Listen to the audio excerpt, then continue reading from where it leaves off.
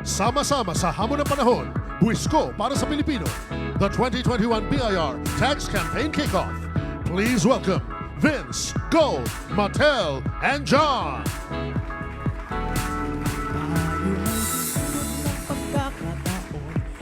Paunin ang aral ng kahapon.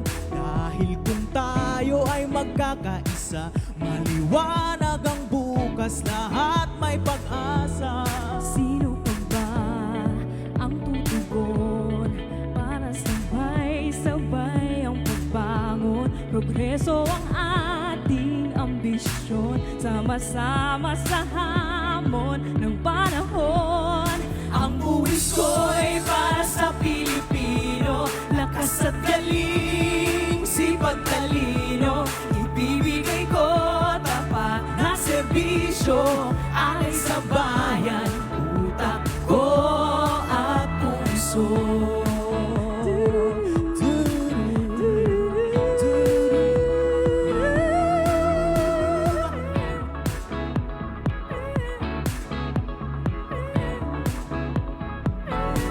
Itaas ang noo at huwag mangamba.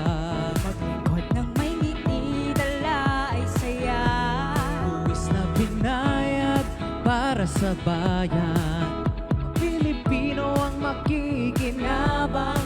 Sino pa ba ang tutugon para sabay-sabay ang pagbangon? Progreso ang ating ambisyon, sama-sama sa hamon ng panahon. Ang buwis ko'y para sa Pilipino, lakas at galing, sipag talino. Ibibigay ko tapat na serbisyo, alay sa bayan, utak at puso. Ang buwis ko'y para sa Pilipino, lakas at galing, sipag talino. Ibibigay ko tapat na serbisyo, alay sa bayan, utak ko at puso.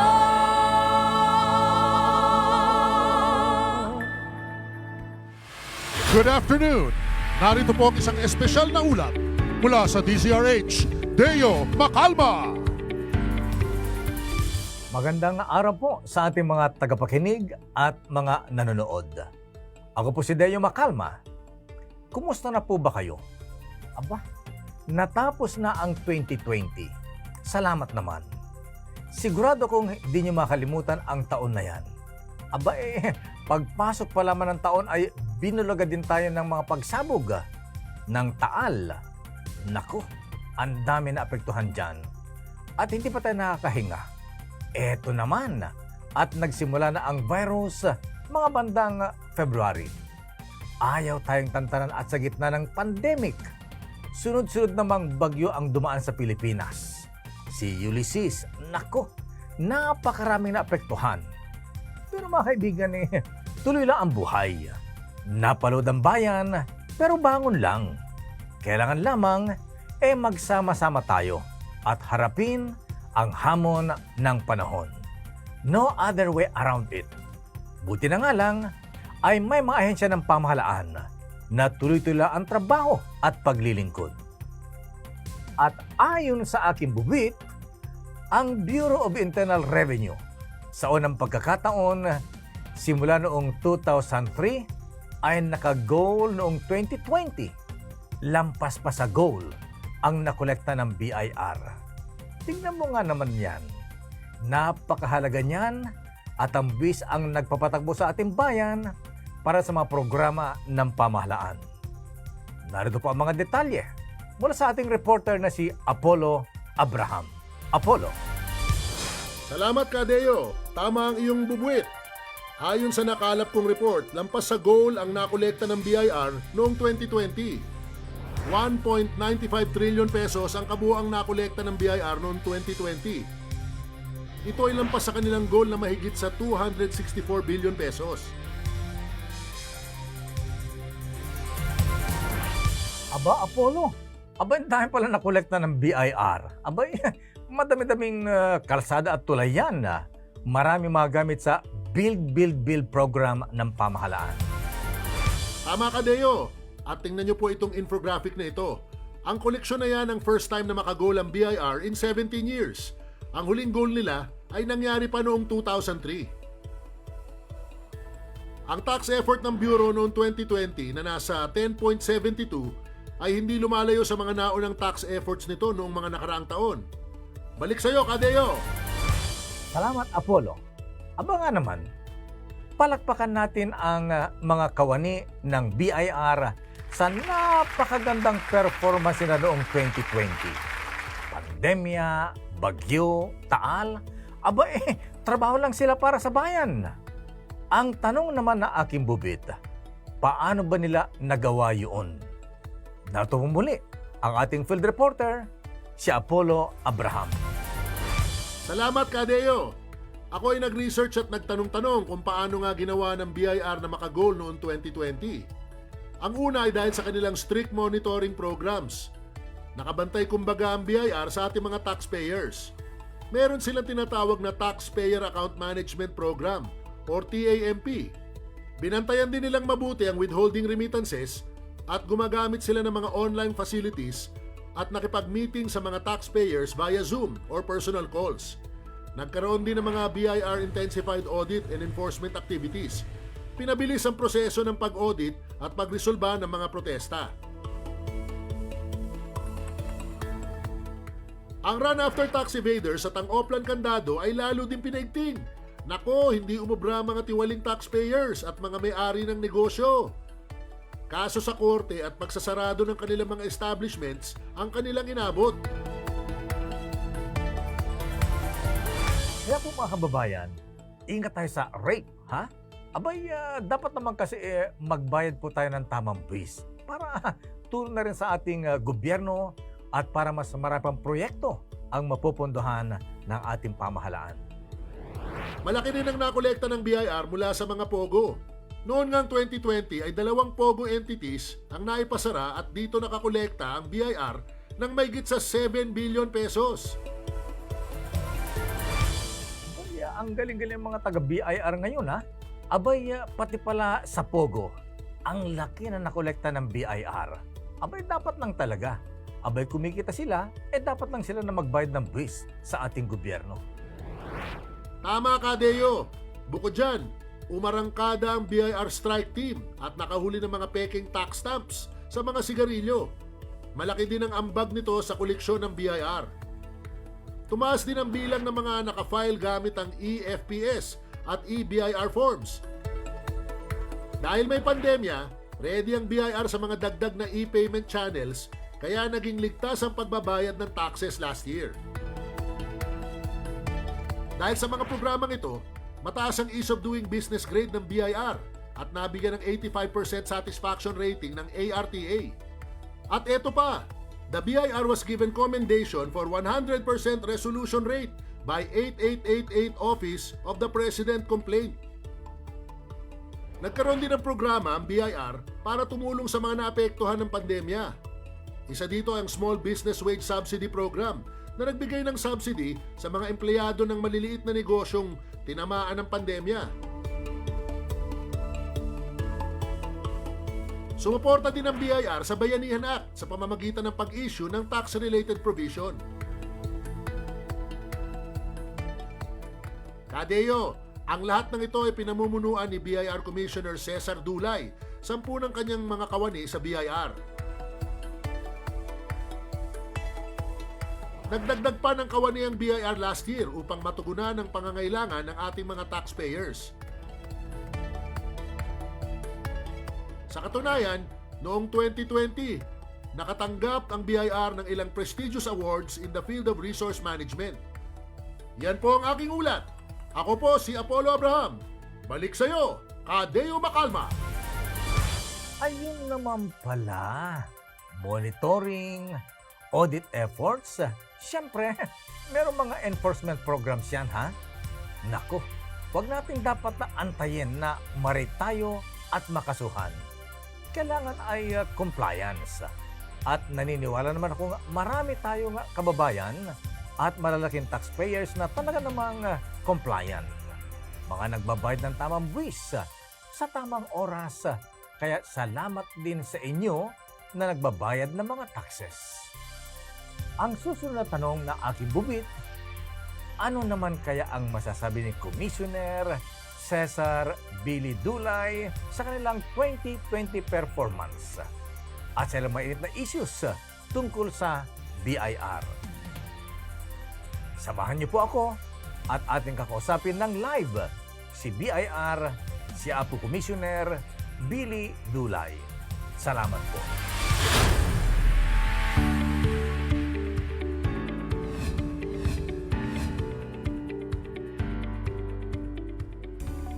Magandang hapon po sa inyong lahat.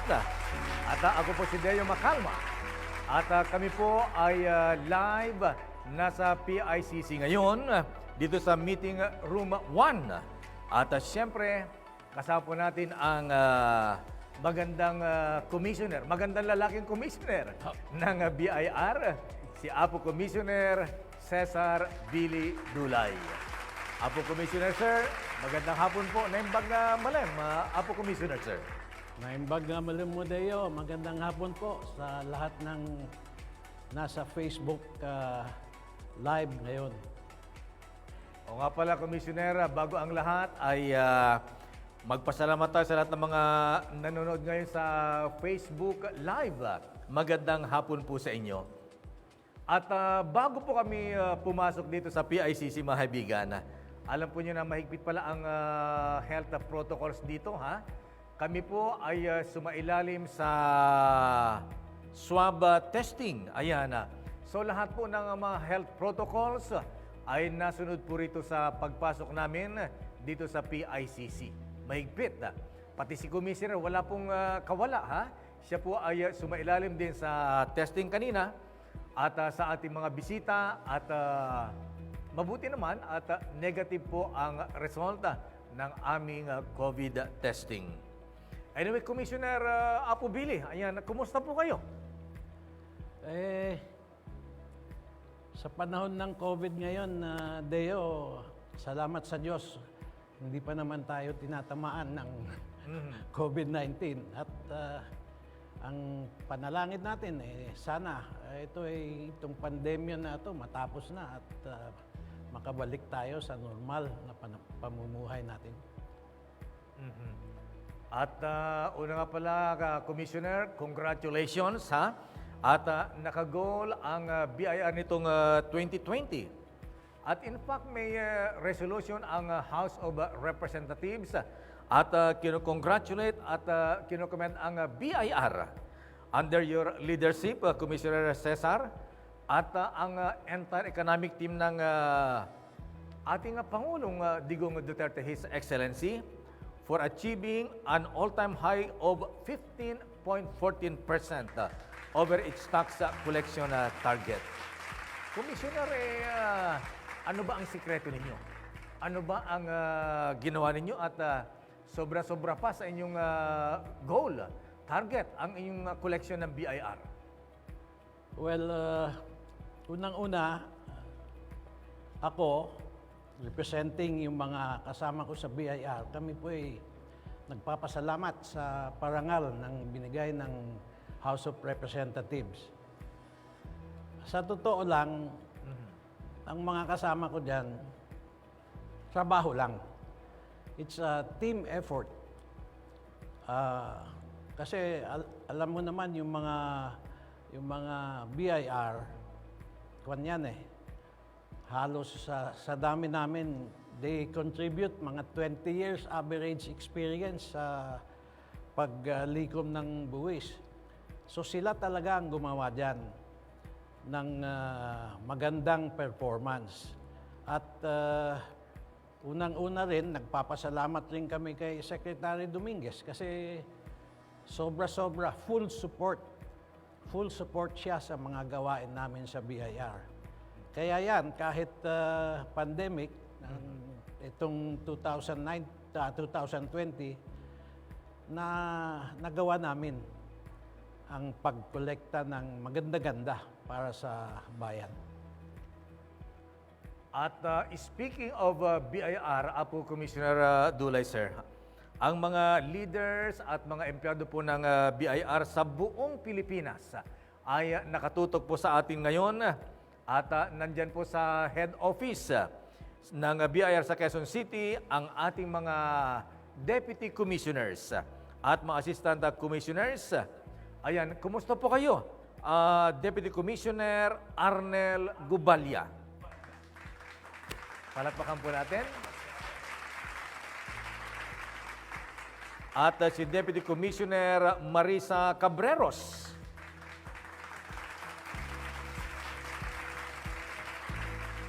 Si Deputy Commissioner Lani David.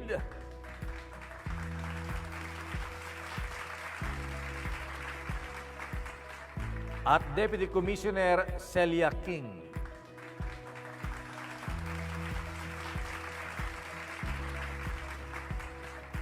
Ang lalakas ng palakpak, Commissioner Dulay, ha? Mukhang nag-aabang sila ng bonus. At, Commissioner Sir, ayan na. Ano ba ang biggest challenges ng 2020 sa inyong tanggapan sa BIR? Well, alam naman natin na first, nung gaya ng nasabi mo, binagyo tayo, tapos may COVID pandemic. Tapos nag-lockdown ng March. So talagang ang challenge is paano makagalaw ang ating mga kasama para tuloy ang trabaho sa pangungulekta ng buwis. Ang isang challenge is pati yung mga taxpayers natin hindi rin makagalaw. Kahit gusto magbayad, sarado yung mga bangko. But over time, natugunan natin yung problema, yung challenge na yon. And it can be shown doon sa performance natin. Kung mamarapatin mo, for example, Yes, sir. biglang gumaling yung mga tiga BIR sa paggamit ng cellphone at saka salamat kila Globe at saka sa Smart, maayos yung serbisyo. Gumawa kami ng mga Viber group para ma-monitor namin ang trabaho ng bawat isa. At sila rin, ginagamit rin nila yon para ma-monitor yung mga taxpayers. Sinasabihan nila, deadline na ito ang dapat nating gawin. Nag-extend kami ng deadline. Basta't lingkod publiko para sa mga taxpayers. Gumamit ba, Commissioner, ng mga text para palalahanan yung mga taxpayers natin na magbayad na ng buwis on time? Gumana yan, Deo. In fact, maraming ako nare-receive rin na kahit doon sa malalayo, tumutugon ang mga taxpayers natin sa mga paalaala ng BIR. Ang isang sabi nga ng isang regional director, presence. Alam nilang nandun kami, natutulong sa kanila. Commissioner, ito po ay mabigat. Ang sabi ng Pangulong Digong Duterte, ang tanggapan ng BIR, kasama na po ang Bureau of Customs at LTO, ang sabi ng ating Pangulong Duterte po ay isa daw po sa mga pinakakurap na agency ang Bureau of Internal Revenue. Ano po ang masasabi po ninyo, Commissioner Billy Dulay, sir? Deo, nung ako ay in the point ni Presidente, ang unang bitaw niya sa akin is, sige Bill, linisin mo yung BIR kasi hindi maganda ang reputasyon. Kaya naman, proceeding on that order and mandate, ang unang-unang ginawa ko is kinausap ko at sinabi ko na kayo mga kasama ko, alam kong magagaling kayo at alam nyo ang trabaho.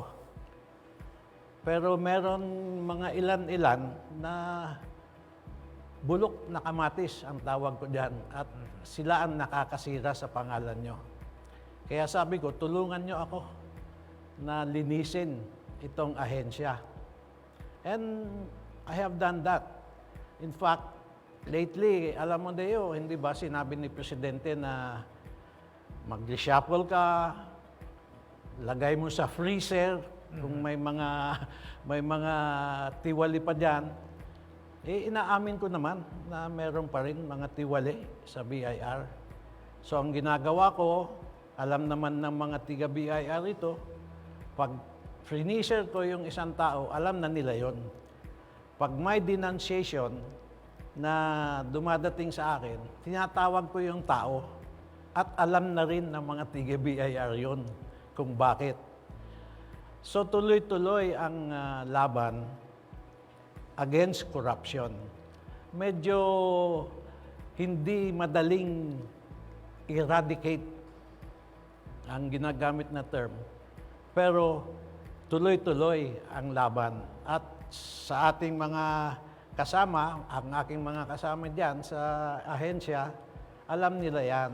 At hanggang ngayon, pinapakiusap ko sa kanila na bantayan para maibalik yung magandang pangalan ng BIR at lumabas at get back yung mga medyong nawawala sa landas sa amin. May mga sinuspendi po ba kayo? May mga tinanggal po ba kayo, Apo Commissioner? Marami na rin na Lakay Deo. Lingid sa alam ni Presidente nung binigay niya yung utos na yon, sabi niya mag-reshuffle ka. Taon-taon nagre-reshuffle ako. Sa tulong rin ng NBI at saka lately ng PACC, may mga nahuli in the act. Tanggal ka agad yun. Yung mga tiwali. Kaya yung mensahe na gusto namin ipaalam sa mga tiwaling BIR, nandun. At tuloy, kailangan magbantay sila kasi hindi nila alam na meron magsusumbong sa akin o sa ibang ahensya ng gobyerno kung gumagawa sila ng kalokohan. At nitong panahon ng pandemic naman na Apo Commissioner, Sir, ayan na. Abay, paano kayo nakapag-adapt? Ano ang ginagawa ninyo? Dahil, siyempre, hostage kayo ni Mrs. Dulay sa bahay. So, ano naman ang pinagagawa ninyo? May mga natutunan ba kayo? Lalo bang naging maganda ang banding nyo ni Mrs. Dulay at inyong mga anak? Apo, Commissioner, Sir. Ay, nako Deo, yan ang pinakamagandang nangyari sa pandemic.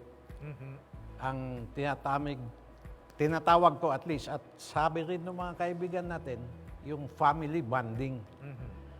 At dahil hindi ka makalabas, nandun yung pamilya mo, kakain kayo sabay-sabay, nagkwekwentuhan kayo sabay-sabay, nagdadasal sabay-sabay. Pinakamaganda sa akin, nag-improve, lumakas yung apostolate ko, Deo. Apostolic job. Apostolate kasi napatira yung dalawang apo ko doon sa bahay. Kaya masaya tayo doon sa, yun ang positive na maganda sa pandemic. Pero sabi ng aking bubit commissioner sa BIR, kahit na may pandemic, kahit na hostage kayo ni Mrs. Dulay sa bahay, pumuposlido kayo at pumapasok pa rin sa BIR, sa inyong opisina. Totoo ba yan, Commissioner, Sir? Totoo yan, Deo. Alam naman ng mga kasama ko sa ahensya na araw-araw ako pumasok nung medyo gumaan ng konti, nag-GCQ, basta't may observance ng protocol, safety protocols, kailangan tayo pumasok, Deo, kasi alam mo, marami rin tayong taxpayers na gustong makipag-meeting at matugunan yung mga problema nila. So, nandun ako. Alam ng mga taxpayers na kung makipag-appointment sila, nandun ako sa opisina. Bukod dyan, gusto ko rin kita sa mga kasama natin sa BIR na habang basta't nag-o-observe tayo ng safety protocols, mas productive kami kung nasa opisina kami. Kasi matutugunan namin yung mga tanong ng mga taxpayer. Iba yung iba yung nandyan sila kaysa yung Zoom, nag-zoom kayo ng mga taxpayer. Hindi effective yun. Yung Zoom, para sa mga meeting namin, kami-kami, effective rin yun. Salamat talaga sa yung technology ng digitalization. Ayan. Pero Commissioner Dulay, sir, ayan, ang challenge this year ay masungkit ulit ang inyong goal. Pero mabigat yata itong goal ninyo ngayong 2021, ha? Secretary Sunny Dominguez, sir, dahil ang goal yata ay kailangan ay umabot kayo ng 2.081 trillion pesos. Ayan, paano nyo gagawin itong challenge na ito, Commissioner, sir? Paano nyo ma-achieve itong target ninyong ito? Yung mga programa namin, Deo, hindi namin babaguhin yun. They have proven to be effective. Yung mga TAMP, yung mga Oplan Candado, rate, yung mga CRM POS monitoring. Pero ang magandang nangyayari sa amin ngayon is improve yung digitalization program namin. Last year, at nakita mo naman doon sa report na ang ganda ng collection namin dahil sa digitalization. Nagbukas kami ng maraming payment channels, hindi na nahihirapan ng taxpayer, text mo lang o nakukuha mo, file mo yung return mo, ipa-file mo yung bayad mo. Tuloy-tuloy namin gagawin yan for 2021. At ang plano namin, i-improve pa namin yan with the cooperation and help of our partners. At ano pa yung mensahe sa ating mga taxpayers, Commissioner Dulay, sir? Ako po ay nagpapasalamat with the cooperation given by our taxpayers. Meron kasi akong programa na encouraging compromise agreements that is allowed by law. Nag-respond yung mga taxpayers natin. Diyan, gusto rin nila makatulong, basta maganda ang usapan at saka within the law, yun ang nakatulong. So ngayong 2021, tuloy-tuloy, ito nga ay appeal to the taxpayers to take advantage first of the amnesty and second to the program of compromise agreement. After all, sabi rin ni Presidente yan nung umpisa, Deo. Opo. Sinabi rin niya na mas maganda yung mag-compromise kaysa yung magkaso-kaso kayo.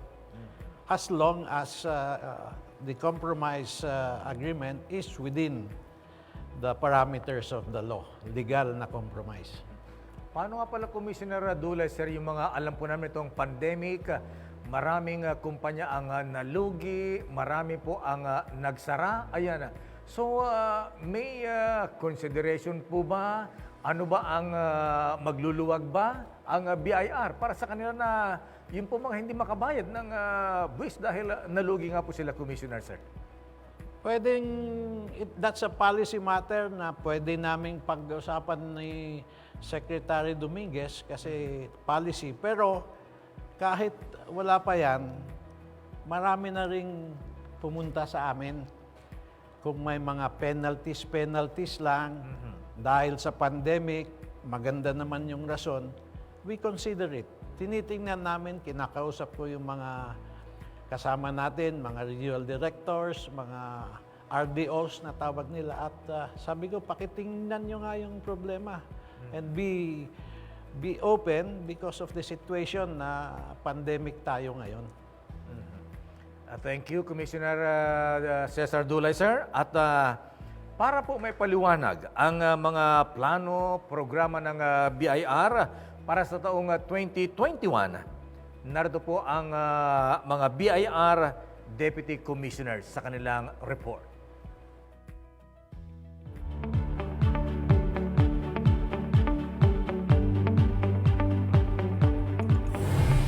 Sa operations group, sa amin, sa 2021, nandun pa rin yung monitoring. Kasi ang monitoring, ito yung pinaka-buod ng operations. Kasi pagka namomonitor natin ang mga taxpayers, nagkakaroon yung behavior nila ay medyo naiiba. Pag alam nilang nakatutok ang BIR, yung compliance nila ay mataas. So, phases naman yan yugto-yugto yung monitoring. Una, registration. Tinitingnan na ng operations group yung mga taxpayer na kung sino yung dapat mag-register. And then yung filing na obligasyon ng taxpayer na mag-file. And then pay, magbayad. So itong tatlong yugto na to ay minomonitor yan. So sa operations group, yan ang aking laging pinamomonitor. Dahil sa monitoring, medyo maganda yung ating koleksyon dahil alam ng taxpayer na nakabantay ang ating mga auditors, ang ating mga tauhan sa bureau na laging from time to time nakikipag-dialogue pa sila sa ating mga taxpayer at sila din ang nagpapaalala na Mr. Taxpayer, bakit po bumaba yung binayaran nyo ngayong buwan kumpara doon sa nakaraan? Pwede po bang malaman namin kung anong dahilan?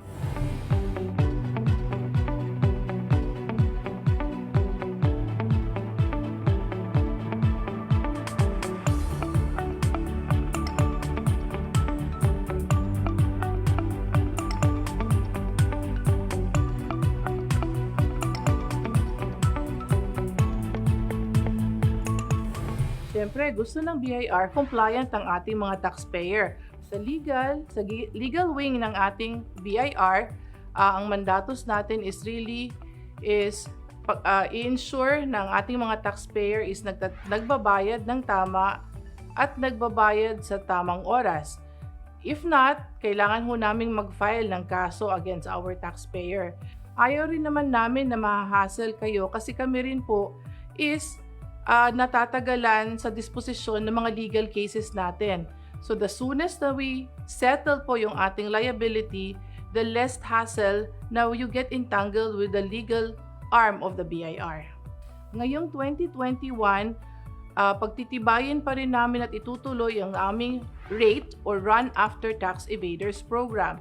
Sa ganitong paraan, namin mai-ensure na lagi kayong magiging compliant sa batas, lalo na sa ating mga tax laws. Para ho lahat mag-comply, wag na ho nating maabot na ma-rate pa tayo kasi kailangan namin gawin na mag-file ng criminal cases pag hindi kayo sumunod.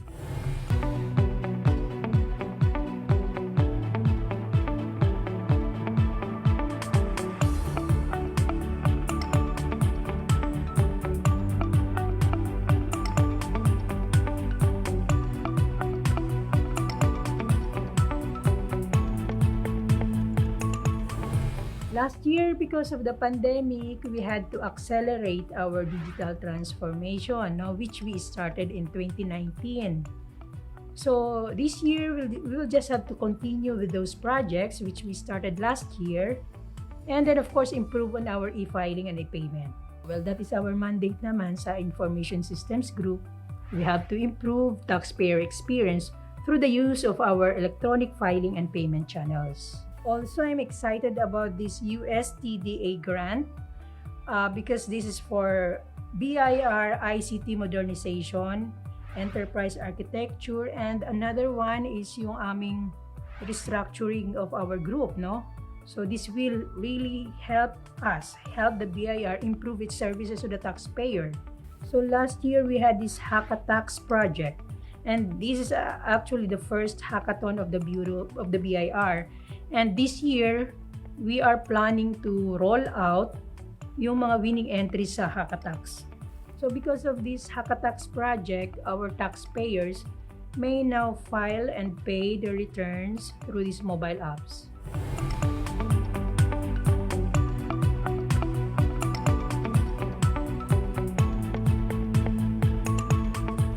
For RMG, the most important, of course, is your expedite recruitment and promotion to fill up all vacant positions, to increase the number of employees who will now serve the taxpayers all over the Philippines. As much as possible, we want to have the best applicants in the BIR because we want competent and skilled workers to attend to the taxpayers' need. Our major program is RMG in charge of being in charge of budgets.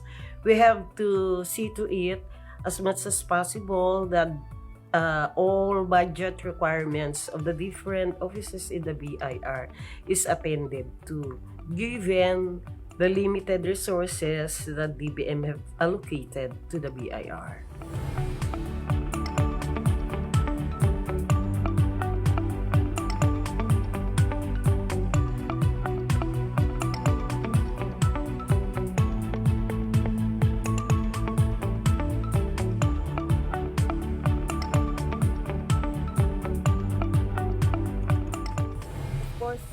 There must be unity not only on the operations group, but with our group being in charge of administration, we have to, a support group, we have to attend to the requirements of the operations group, give the number of people that they need.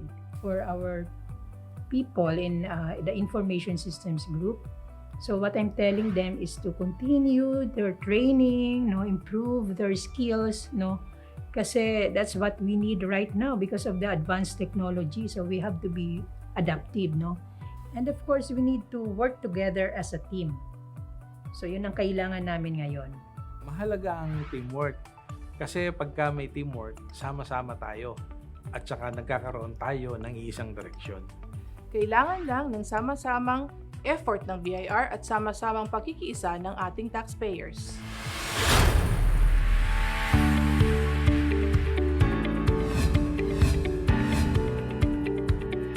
Ladies and gentlemen, please welcome the Secretary of the Department of Finance, Carlos G. Dominguez.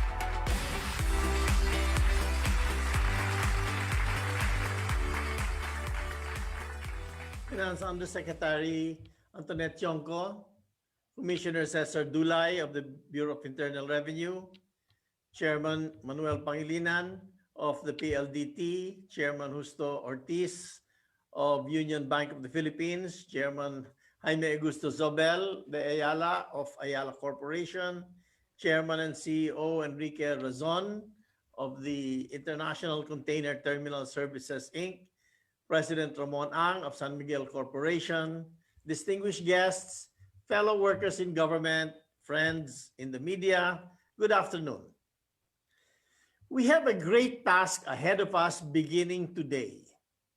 Our country needs to collect as much revenue as possible to fund the comprehensive effort to defeat the pandemic and support public investments to help our economy recover.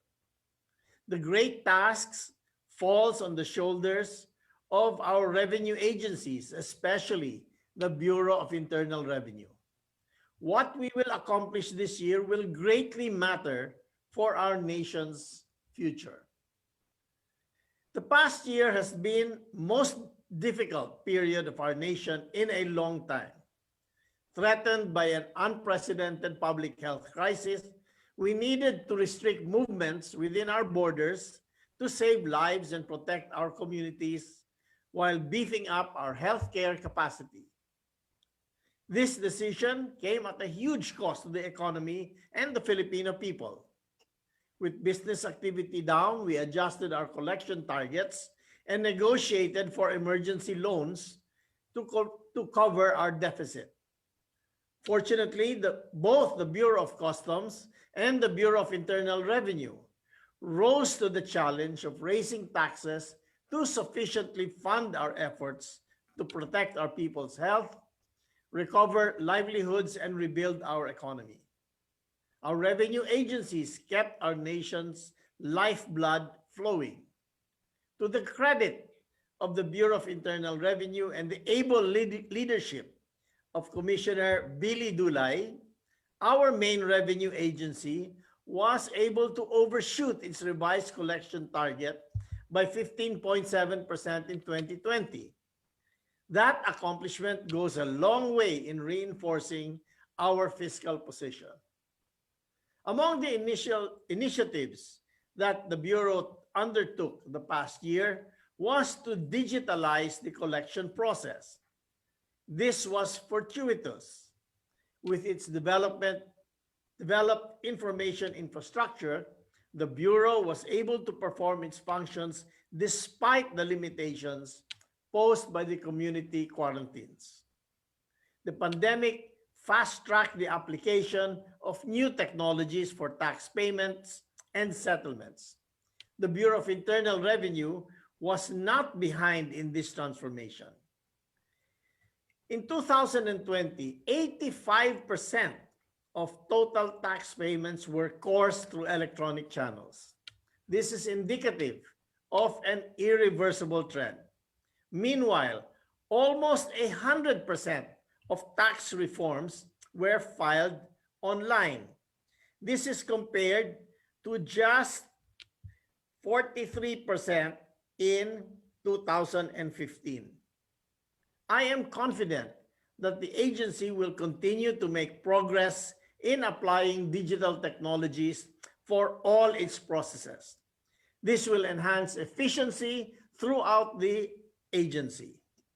Yesterday, we signed the grant agreement with the United States Trade and Development Agency that will assist the digital transformation of the Bureau of Internal Revenue.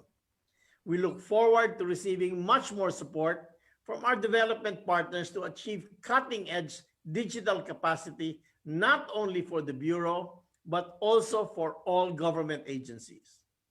The age of digital governance has dawned. The Bureau of Internal Revenue would not have posed such praiseworthy performance without the heroic cooperation of our taxpayers, especially our large taxpayers who are present here today. Our diligent taxpayers make the great task of collecting revenues much lighter. Your patriotism will not go unrecognized. Now more than ever, the whole nation relies on the Bureau of Internal Revenue's bold commitment to provide the revenues needed to support our people and push our country forward toward a strong economic recovery. This year, we set 2.08 trillion peso collection target for the Bureau of Internal Revenue. With the digitalization, improved administrative systems, and the dedication of the men and women of the Bureau, I have no doubt that the target will not be just met, but will be exceeded again. Thank you to all my colleagues in the Bureau of Internal Revenue, and best wishes to all of you. Thank you. Thank you, Secretary Carlos Dominguez.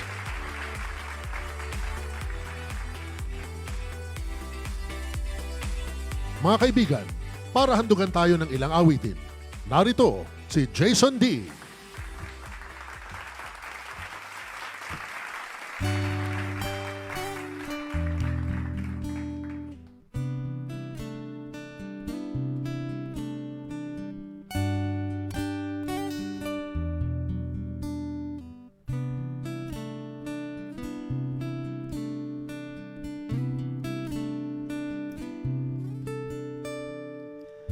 Nagtatanong ang isip, di ro maintindihan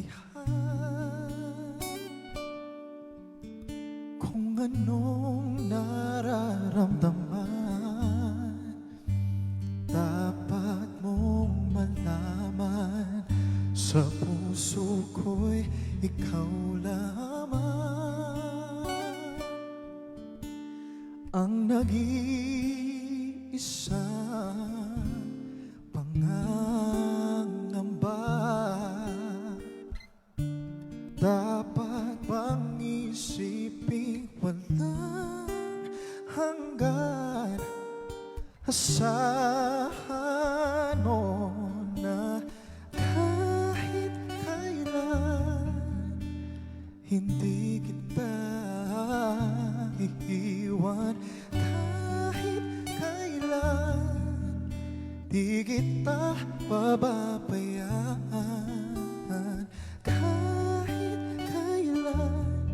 Kahit kailan pulong ng iyong damdamin, pag-ibig na walang hanggan, ang siyang nais kong makamtan. Ngayon ay narito ako, handang umibig sa iyo na walang katapusan. Pangangamba, dapat bang isipin walang hanggan? Asahan mo na kahit kailan hindi kita iiwan. Kahit kailan hindi kita pababayaan.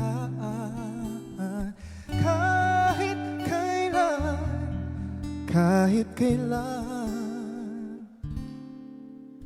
kung ikaw ay mawala sa piling ko, di na alam kung kakayanin pa kayang umibig pang muli. Kahit na ano pang mangyayari, di maaring ipagpalit. Sasamahan pa kita hanggang sa huli.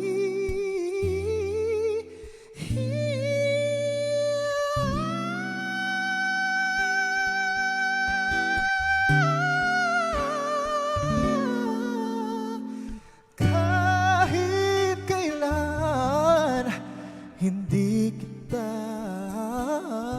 iiwan.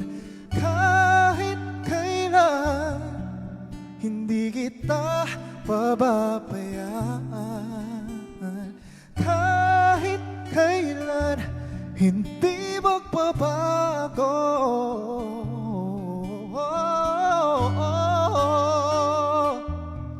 Kahit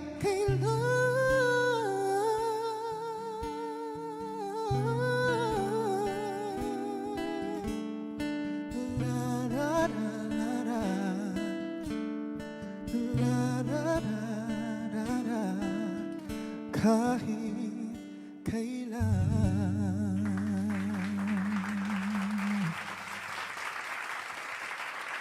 Maraming salamat po. Thank you guys so much. Good afternoon, everyone here at the PICC and everyone watching through the live stream.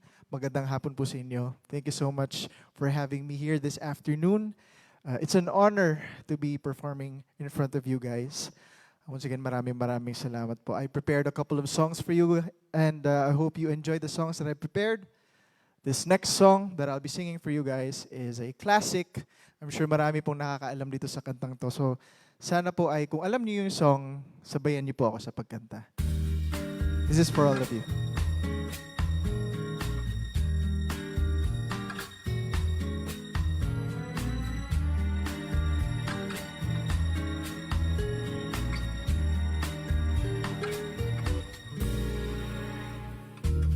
Someday, when I'm awfully low and the world is cold,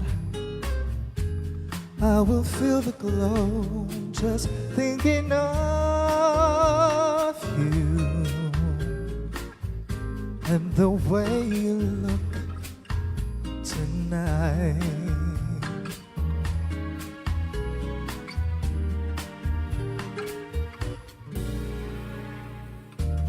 You're lovely,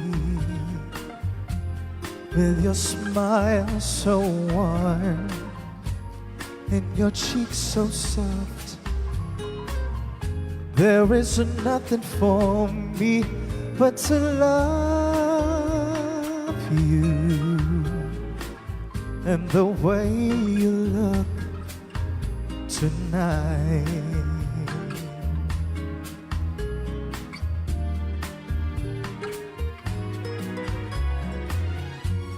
With each word, your tenderness grows, tearing my fears apart. And that laugh that wrinkles your nose touches my foolish heart.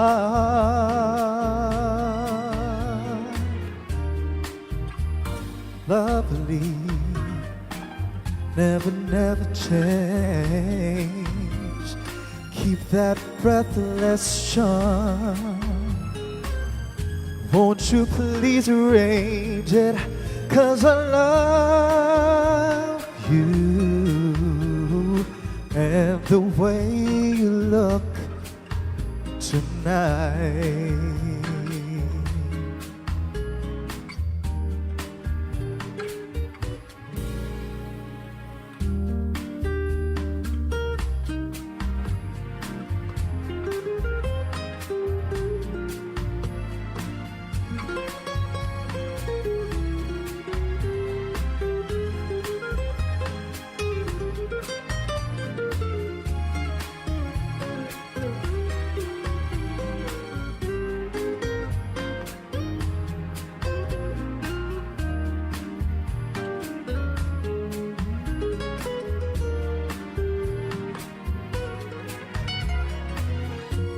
With each word, your tenderness grows,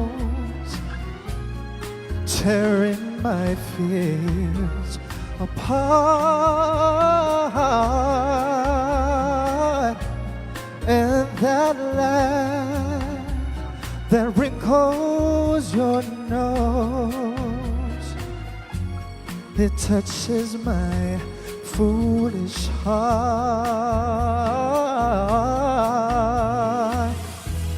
Lovely,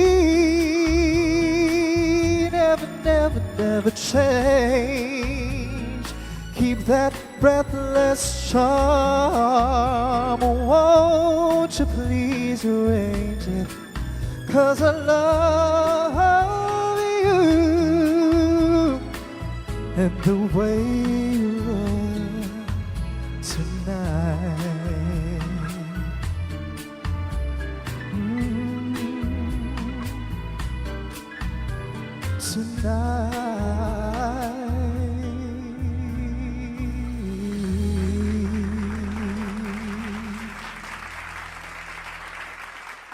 Thanks again so much. Maraming salamat po.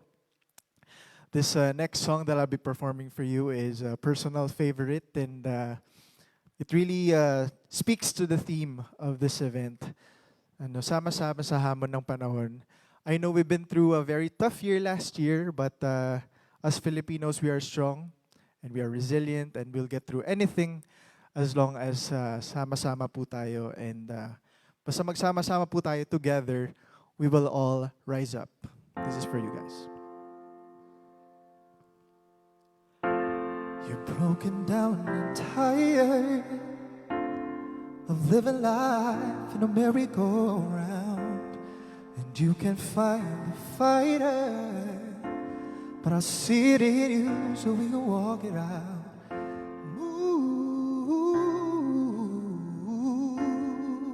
Mountains, we can walk it out. Move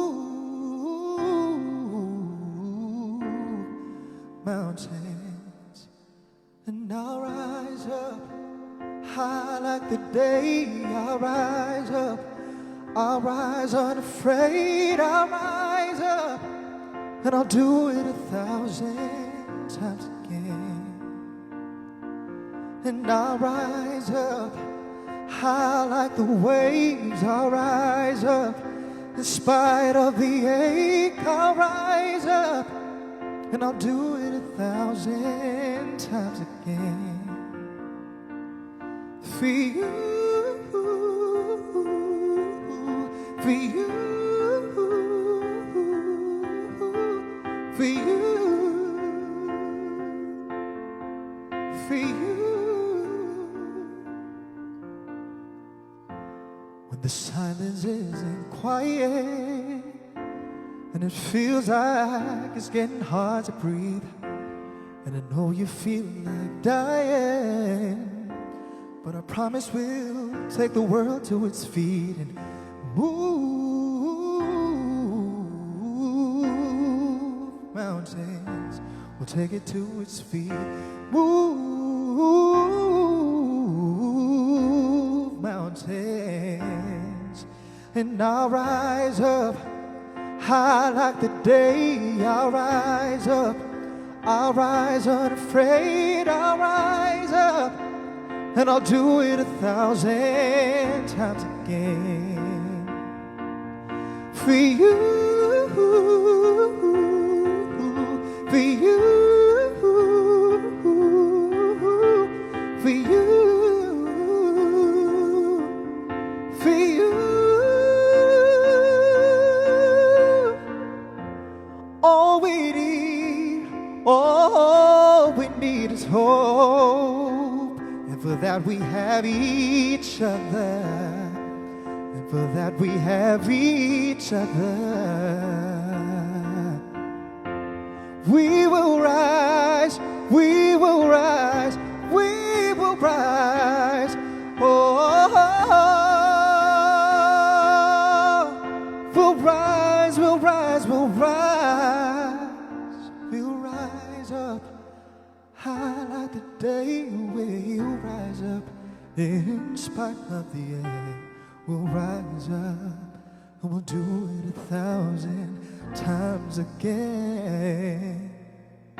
We'll rise up high like the waves. We'll rise up in spite of the ache. We'll rise up and we'll do it 1,000 times again.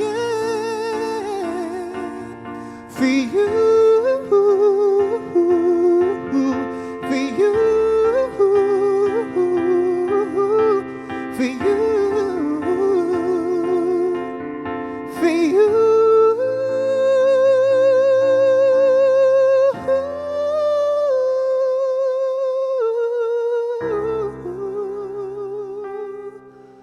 We'll rise up for you.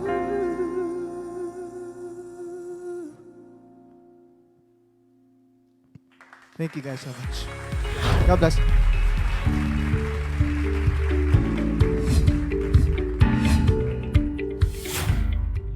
The BIR was ready for the challenges of the times through its digital transformation program. The EFPS and the e-payment channels have provided a fast, convenient, and safe way for our taxpayers to comply with their tax obligations. The e-appointment has also been used by the taxpayers to book or schedule meetings with the Bureau.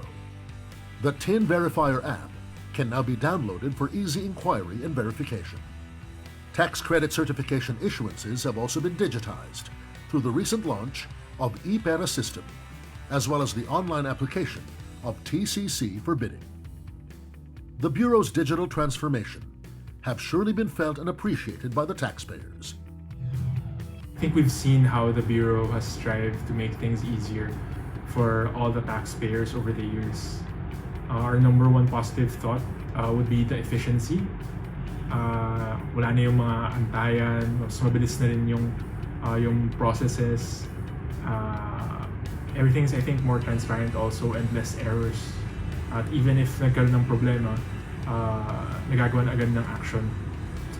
Syempre for businesses, as the business grows, dumadami yung mga filings, payments, and I think with what's in place right now, it's been a very positive experience for most of us.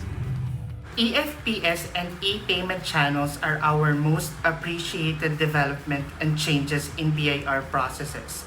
Filing and paying electronically did not just save a lot of time from our end as taxpayers, but also helped decrease administrative operational expenses in complying with our tax obligations.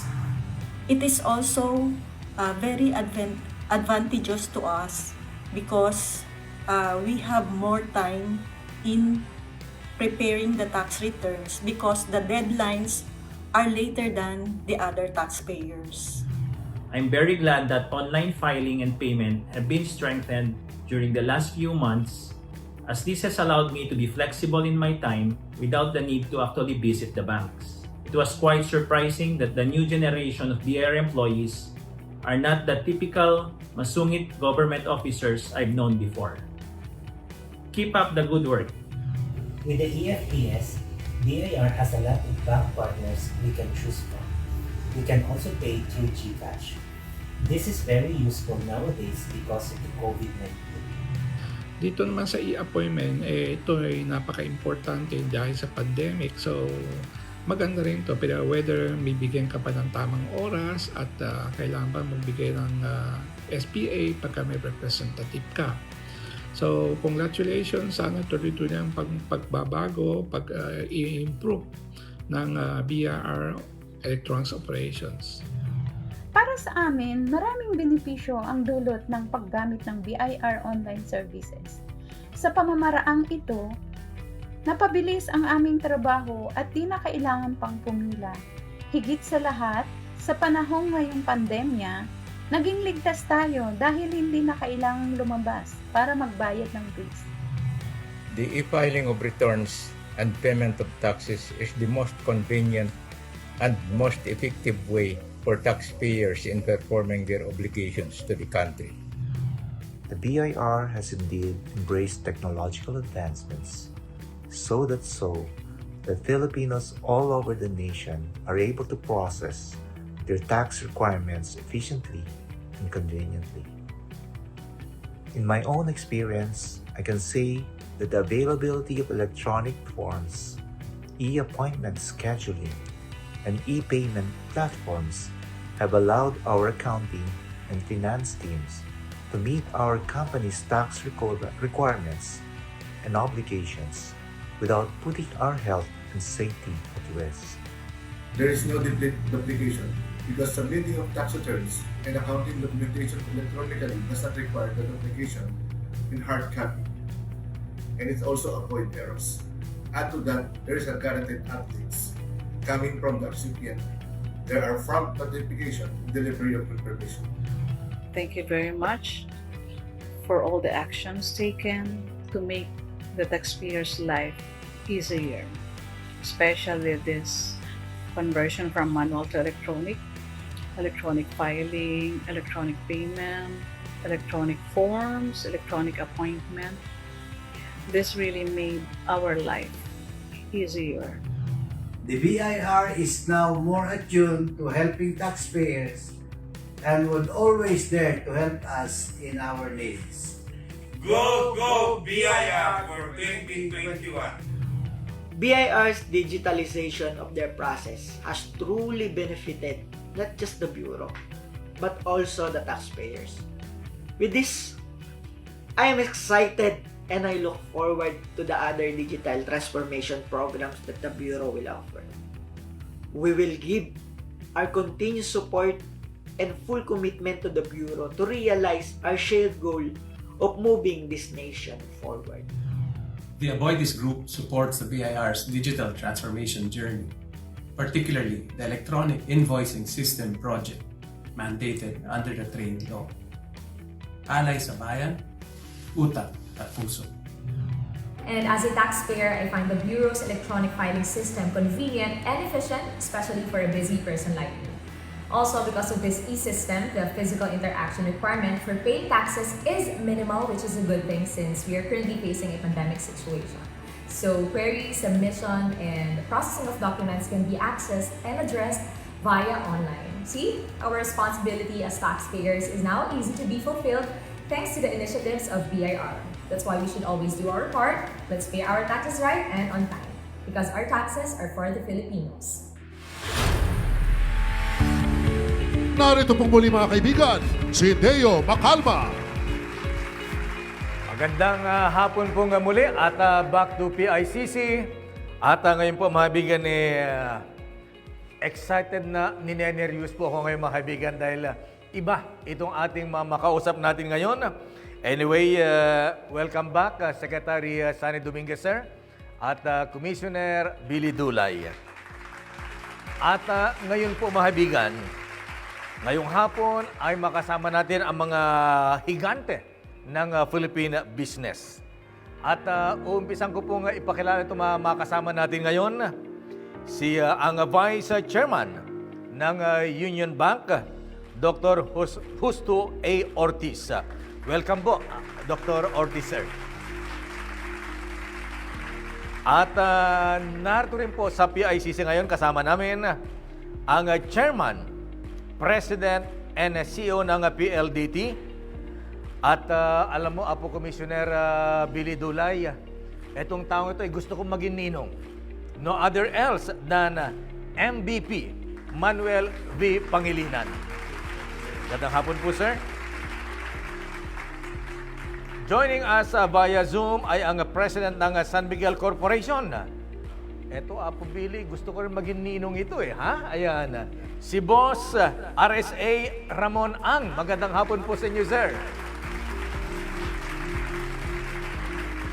At siyempre, kasama din po natin dito ang Chairman and President ng ICTSI at Chairman ng Bloomberry Resource Corporation, EKR, Mr. Enrique K. Razon Jr., sir. Magandang hapon po. And last but not the least, makakausap din natin ang Chairman at CEO ng Ayala Corporation, si Mr. Jasa Jaime Augusto Subel de Ayala. Buenas tardes, sir. Welcome po at maraming salamat talaga, ha? Talagang medyo po tayo, starstruck po tayo dito sa ating mga bisita ngayon. At talagang sama-sama sa hamon ng panahon ika nga. Kung meron po kayong mga tanong para po sa kanila, pwede po kayong mag-comment dyan po sa FB Live page ng BIR. At sisigapin natin maitanong po ang mga katanungan po niyo para sa kanila. At sisimulan ko na. At ang una nating tatanungin po, mga kaibigan, ang Vice Chairman ng Union Bank, si Dr. Justo Ortiz. Kasi habang naghintay pa kami ng result kanina ng aming swab test, mga kaibigan, medyo napagkwentuhan namin ang Union Bank. At dito ay outstanding po ang Union Bank. Sa kabila po ng pandemya, lalo pang dumami ang kanilang mga depositors. Malalaman natin yan mamaya, ha? Pero ano nga ba ang biggest learnings natin noong 2020 at naging basis nyo for your policies and programs at mga desisyon sa inyong pong mga negosyo? Dr. Ortiz, sir, paano yung ginawa? Ba't lalong dumami ang mga depositors ng Union Bank? Yeah, thank you, Deo. When we went through the crisis, we started with survival phase and resiliency. And then eventually we had adoption by customers. They began to demand online functionalities when they interact with businesses and with their employers. And with that demand, we finally saw that there were opportunities to build platforms to help, especially SMEs, small and medium enterprises. So we built several platforms. The mother platform is Global Linker, where they could all join an international set of SMEs and learn from each other. A Centro, which is a plug-and-play e-commerce store that gets them up and running in a few minutes. Box, which is a payment gateway across different payment systems. And of course, CCAP, which is the most important, is a lending platform that allows these SMEs to borrow. And the way we did that is put them all into a financial supply chain platform which large corporates would use for trade, both on the distribution channel, and it was all on the blockchain. And because it's on the blockchain, it's transparent, it's immutable, the trade transaction and the payment transaction is one. It's simple, and it's allows for transparency. This is even important when we talk about national tax consciousness. It's apropos to this event because the data in this stream, which allows us to make credit approvals for these SMEs in our CCAP platform, is the same data that can be used to create 2307 creditable withholding tax files and VAT files, etc. Hopefully, we'll reach the point where we can do that automatically and directly without any physical intervention, and it being one source of truth that's verifiable, and that would really make things very simple. So what the pandemic brought is, originally it was crisis. It changed customer and enterprise behavior. But now we're in the process of actually the whole society, both individuals and enterprises, teching up and becoming more productive. And productivity, we know, is the foundation of growth in the future. So I'm quite optimistic that this pandemic, despite the sadness that it brought and the difficulty that it brought to a lot of people because of the public health crisis, is really gonna build a better future for all Filipinos. And the transparency of these platforms will help tax payments going forward. So I think it's it's been a very challenging but very productive 9-10 months. Deo, thank you. Thank you, Dr. Ortiz, sir. At si Mr. Manny Pangilinan, sabi na aking bubit, Mr. MVP, sir, sa PLDT, abay, in spite of the pandemic, malaki po ang earnings ng PLDT. Ano po ba ang ginawa po ninyo, Mr. Pangilinan, sir? Thank you, Deo, for the question. And congratulations to Commissioner for the record collections in 2020. Good news niya kay Commissioner, record profits ang magandang profits ng PLDT. Well, what did we do to accommodate itong mga digital, no? Apo. Unang-una, ang kailangan talaga, yung infrastruktura ng telecoms must also be digital. Kung hindi tayo digital, hindi naman pwedeng umubra yung mga digital payments kasi it has to ride on an infrastructure, on a network, di ba? Kanya since 2015, the entire PLDT networks, ina-update na namin to become digital, no?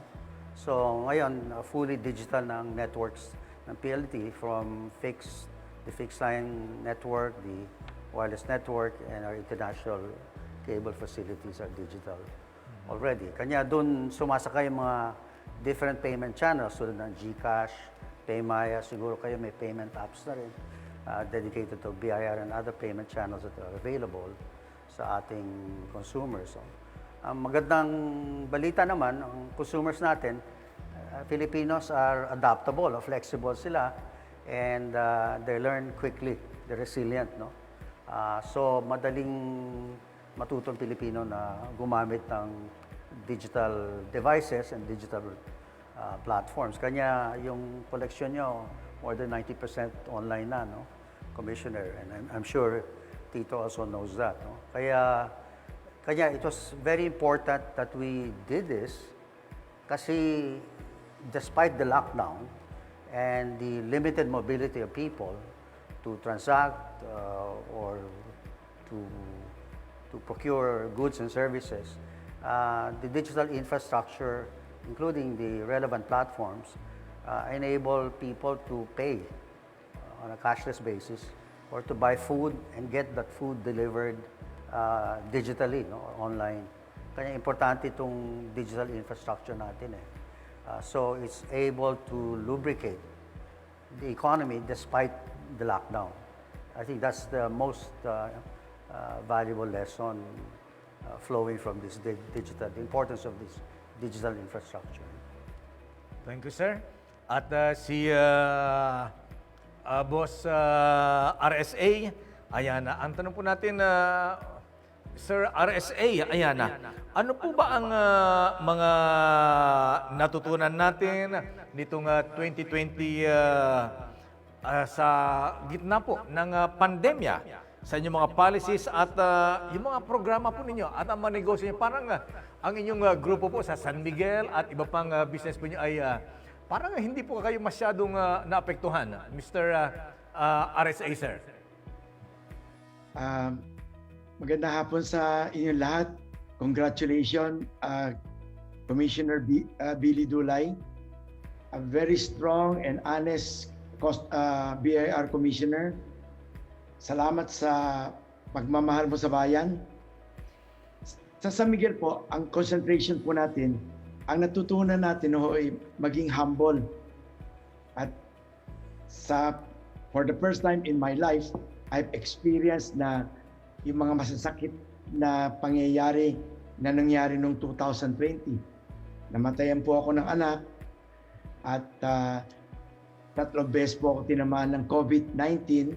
Wow. At despite of that, tuloy-tuloy pa rin po tayong nagtatrabaho at concentrating to produce more food para hindi maubusan ng pagkain ng mga kababayan natin. At marami din tayong tinulungan mga mahihirap para hindi magutom. At nagtayo rin tayo ng mga laboratory, PCR testing laboratory, para matulungan ng mga kababayan natin at mga empleyado natin. At hindi rin tayo naging madamot sa pagtulong sa mga nangangailangan. Sa negosyo naman po, nahihirapan ho kami. Marami ho talagang paghihirap yung negosyo. Pero sa ganun pa man, dahil sa maayos naman natin pinapatakbo ang negosyo natin, ay magandang kinalabasan.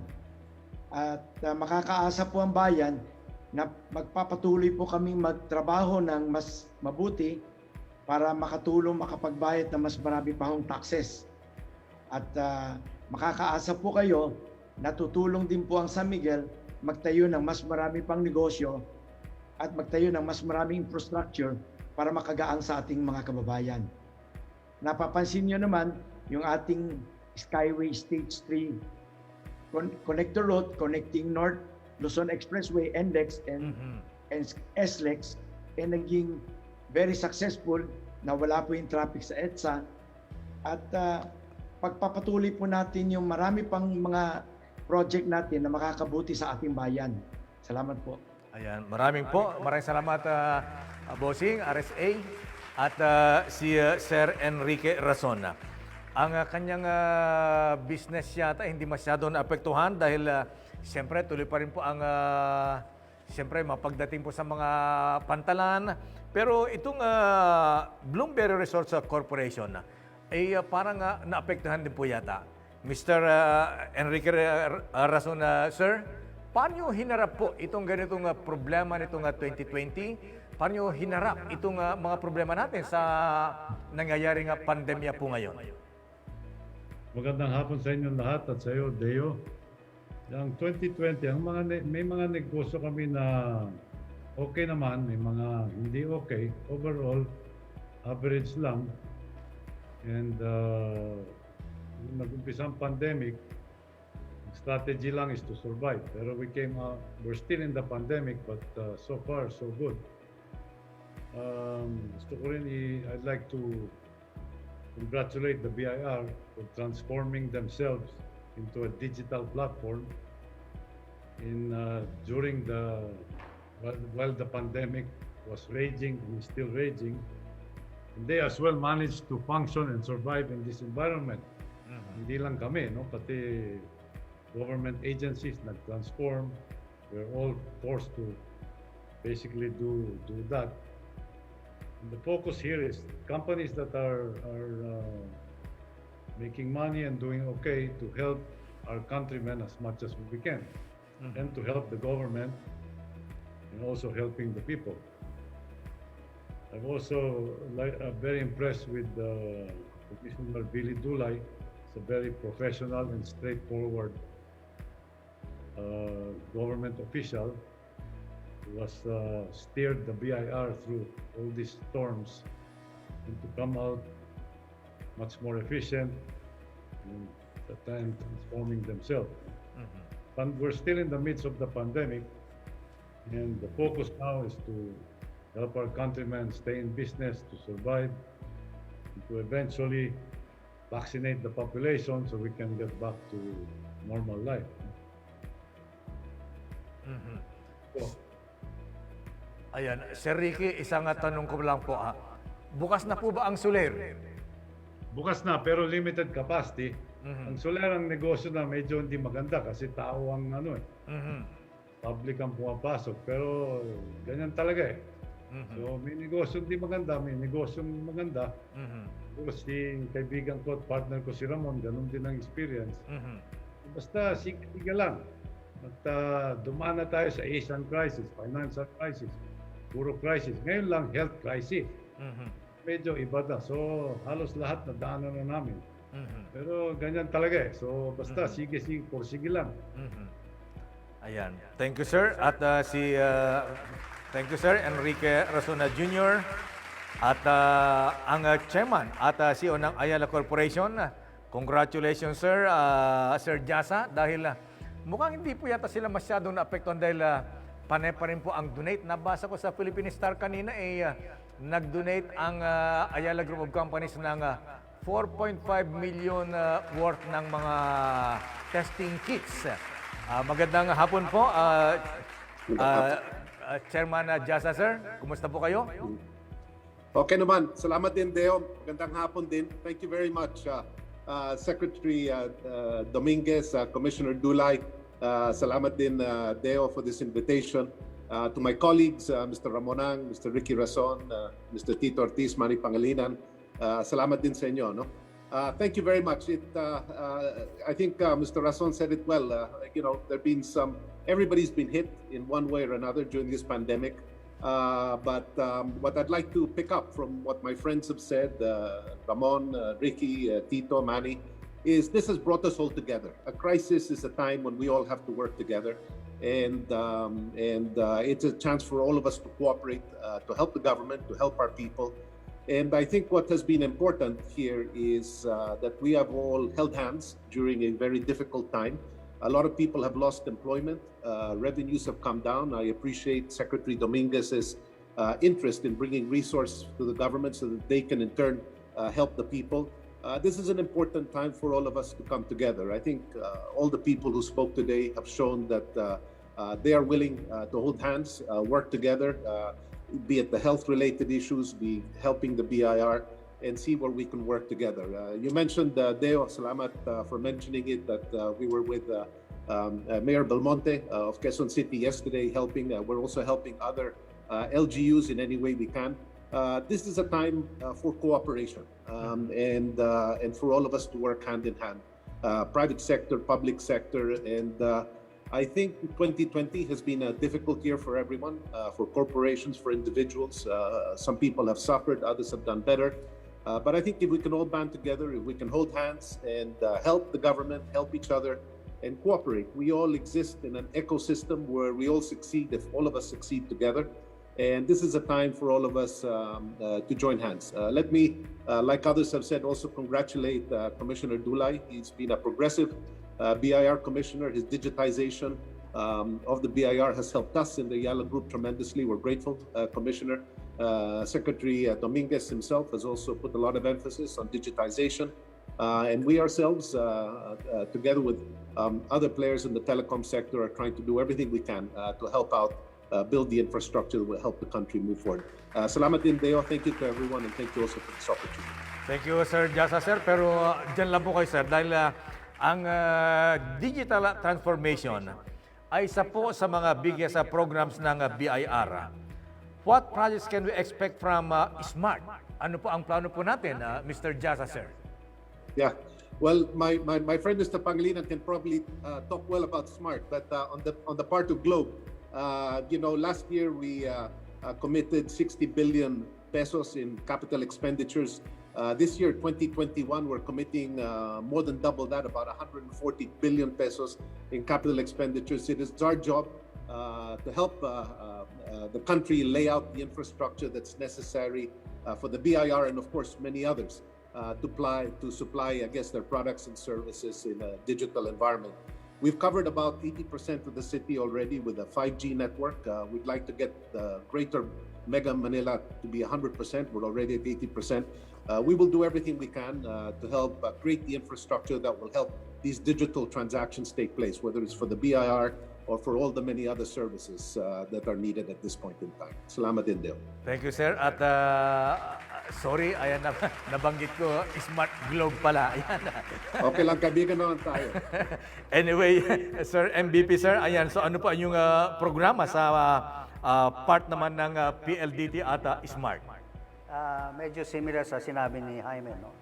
That we're also building out our 5G infrastructure, and we hope that by the end of the year, it will be substantially deployed in most parts of the Philippines, of this country, no?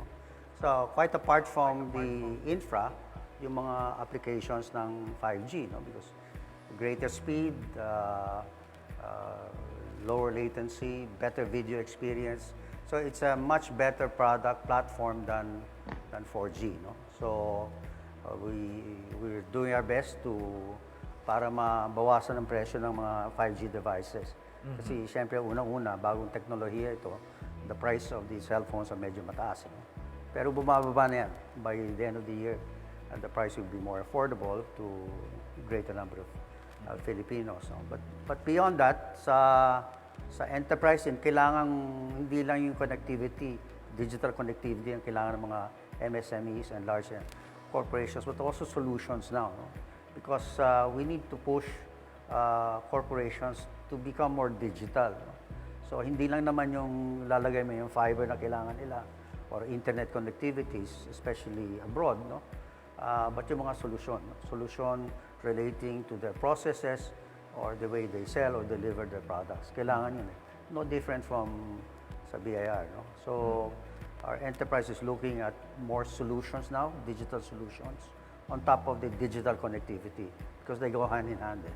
Ganun din sa wireless naman in respect of mga individuals like yourself and ourselves. No? Individuals. So, kasama yun yung solution na ino-offer namin sa mga enterprises. Apo Commissioner, thank you very much, sir. At alam po niyo, Apo Commissioner Dulay, sir, alam mo ba na ikaw ba nanood ng probinsyano, ha? Itanong nga natin kay Sir MVP kung totoo ba nga may joint venture na nga ba ang TV5 at saka ABS-CBN at mapapanood po ba ang probinsyano sa TV5, Sir MVP? Well, ayun, magsalita, di ba? Well, I think... Biglang napunta sa showbiz. Hindi. I think pinag-uusapan ngayon. Alam po, there's some conversation going on between the two. And yun na nga, we have a meeting internally soon. Siguro we will find out soon enough kung pwede. No? Kasi as I understand it, it's a top rating show of ABS. No? So it's a parang show na talagang gustong-gustong panoorin natin mga kababayan. So we will try our best, no? To get the show. Thank you very much, sir. Ayan, at nako kay Boss RSA at Mr. Razon, ayan na. Mr. RSA, Boss RSA, ayan na. Ang naapekto ng pandemic ay mga micro, small at medium enterprises. Ano po ba ang suporta ng San Miguel sa SMMEs, Bossing RSA, sir? Karamihan ng mga kadil ng San Miguel Group ay mga SMEs. Sa mga dealers, suppliers, we make sure na matulungan natin sila at makabangon sila kaagad at para makapag-negosyo mabuti uli kami lahat. Salamat po. Ayun, sorry po, ayan. At isa pa, Sir RSA, may nababanggit po yung pangalan nyo na kayo daw po ay tatakbong presidente sa 2022 elections. Ano po ang plano natin, Sir? Totoo po ba yan? Deo, tatakbo ako ng barangay captain pag 85 years old na po ako. Ngayon po, askasuhin ko na lang muna itong trabaho ko. Ayan, kaya ko natanong kasi last election si Boss MVP narinig po yung pangalan natin na baka rin pong tumakbo pero hindi po tumuloy. Kasi ang sabi po nila nasubukan na natin lahat, mga politicians, may artista, siguro dahil ang mga negosyante ay magaling mag-manage sa kanilang negosyo. Baka daw mas magaling ko ang presidente ay isang negosyante para mas mapaganda po ang ating ekonomiya, ang ating bansa. Commissioner Billy Dulay, sir, ano ang tingin niyo sa mga ganyang pananaw na mga negosyante po ang dapat mamuno sa ating bansa? Deo, mukhang hindi ko linya yung mga yan, magkandidato ng mga presidente, pero hindi naman masama. Opo. Kasi ang pagpatakbo ng bayan, management rin yan Kailangan ang presidente may experience rin sa pagdala ng tao, pagpatakbo ng alam mo yung bayan natin, 7,100 islands yan. Siyasabi ko nga sa sarili ko, pag lumalabas ako at tinitignan ko yung mga opisina natin, at dinadaanan ko yung mga elementary school, yung mga ang daming tao at it's a challenge to be able to administer a country like the Philippines. So, management rin ang kailangan diyan. Anyway, na po tayo sa politika. Back to business po tayo. Sir Ricky Razon, alam po ninyo maraming anapektuhan nitong pandemic, ang mga micro, small, and medium enterprises. Ano po ba ang suporta naman ng inyong kumpanya?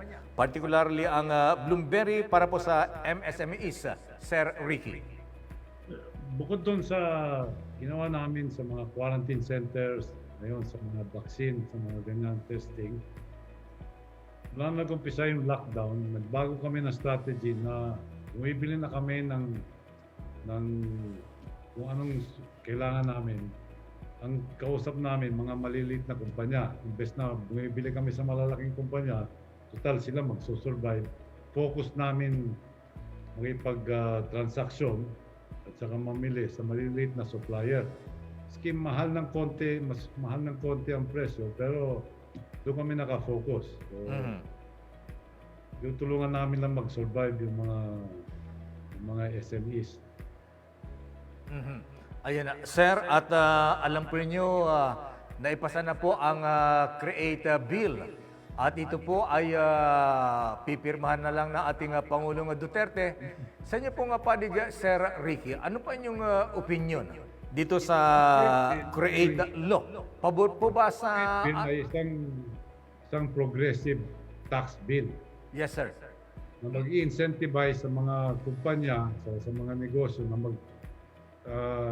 dahil sa lowering ng corporate tax, mag-invest sa economy. Saka yung mga ibang incentives doon, bukod doon sa treatment sa mga vaccine na pwede ipasok tax duty and VAT free, ay makakatulong yan sa incentive to invest more sa economy. Kasi may progressive lowering ng corporate tax doon, yun ang centerpiece for businesses. Ayun ay progressive tax talaga yun. Magkikreate ng investment environment para matulungan ang economy natin. Yan ang kailangan pagtulong-tulong. Ang negosyo nag-umpisa yan sa consumer all the way back. Kailangan protect tayo natin at tulungan natin mga consumer natin kasi diyan tayo lahat nabubuhay. Thank you, sir. Ayan na. Si Secretary Sunny Dominguez. Secretary, sir, May mga iba pong reaksyon dito sa Create Bill na nakadagdag pirmahan ng Pangulong Duterte. Sabi po parang favorable daw po ito sa mga foreign investors at apektado ang local businessmen. So ano ang paliwanag natin, Secretary Dominguez, sir? Ayan para mapawi itong mga ganitong expectation o pangamba ng local business secretary, sir. Maraming salamat, Deo. First of all, nagpapasalamat ako sa lahat ng mga kasama natin dito sa programang ito. Sila po ay ang heads ng pinakamalaking conglomerate sa bayan at sila talaga ang tumutulong sa recovery natin. Kung wala sila dyan, kung wala yung tulong nila, talagang mahihirapan ang bayan natin. So, first of all, thank you to all of you. And also, thank you to the small taxpayers around the country. Thank you. Dito po Yes, sa Create, sabi nga ni Mr. Rason, ang centerpiece dito ay binaba namin ho yung taxes ng lahat ng kumpanya.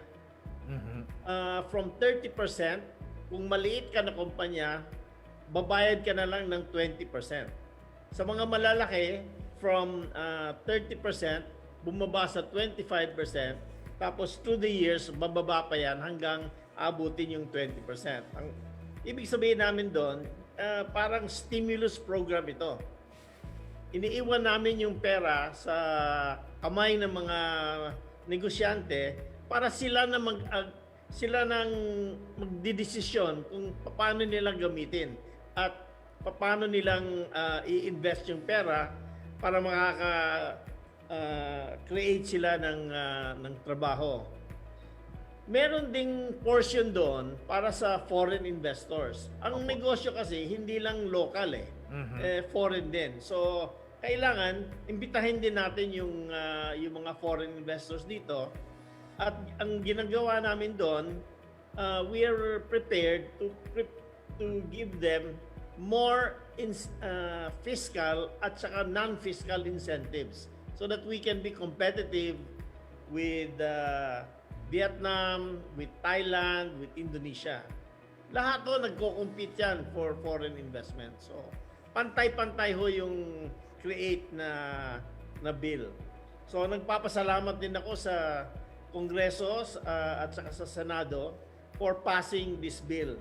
And we're waiting for it to be enrolled at saka i-submit sa Malacanang para mapirmahan ng Presidente.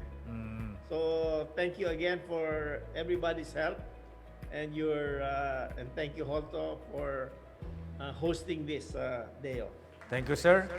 Secretary, at ito na po yung mga phone-in questions through FB. Ang tanong po, Dr. Ortiz sa Union Bank, kilala po ang Union Bank sa transformation efforts.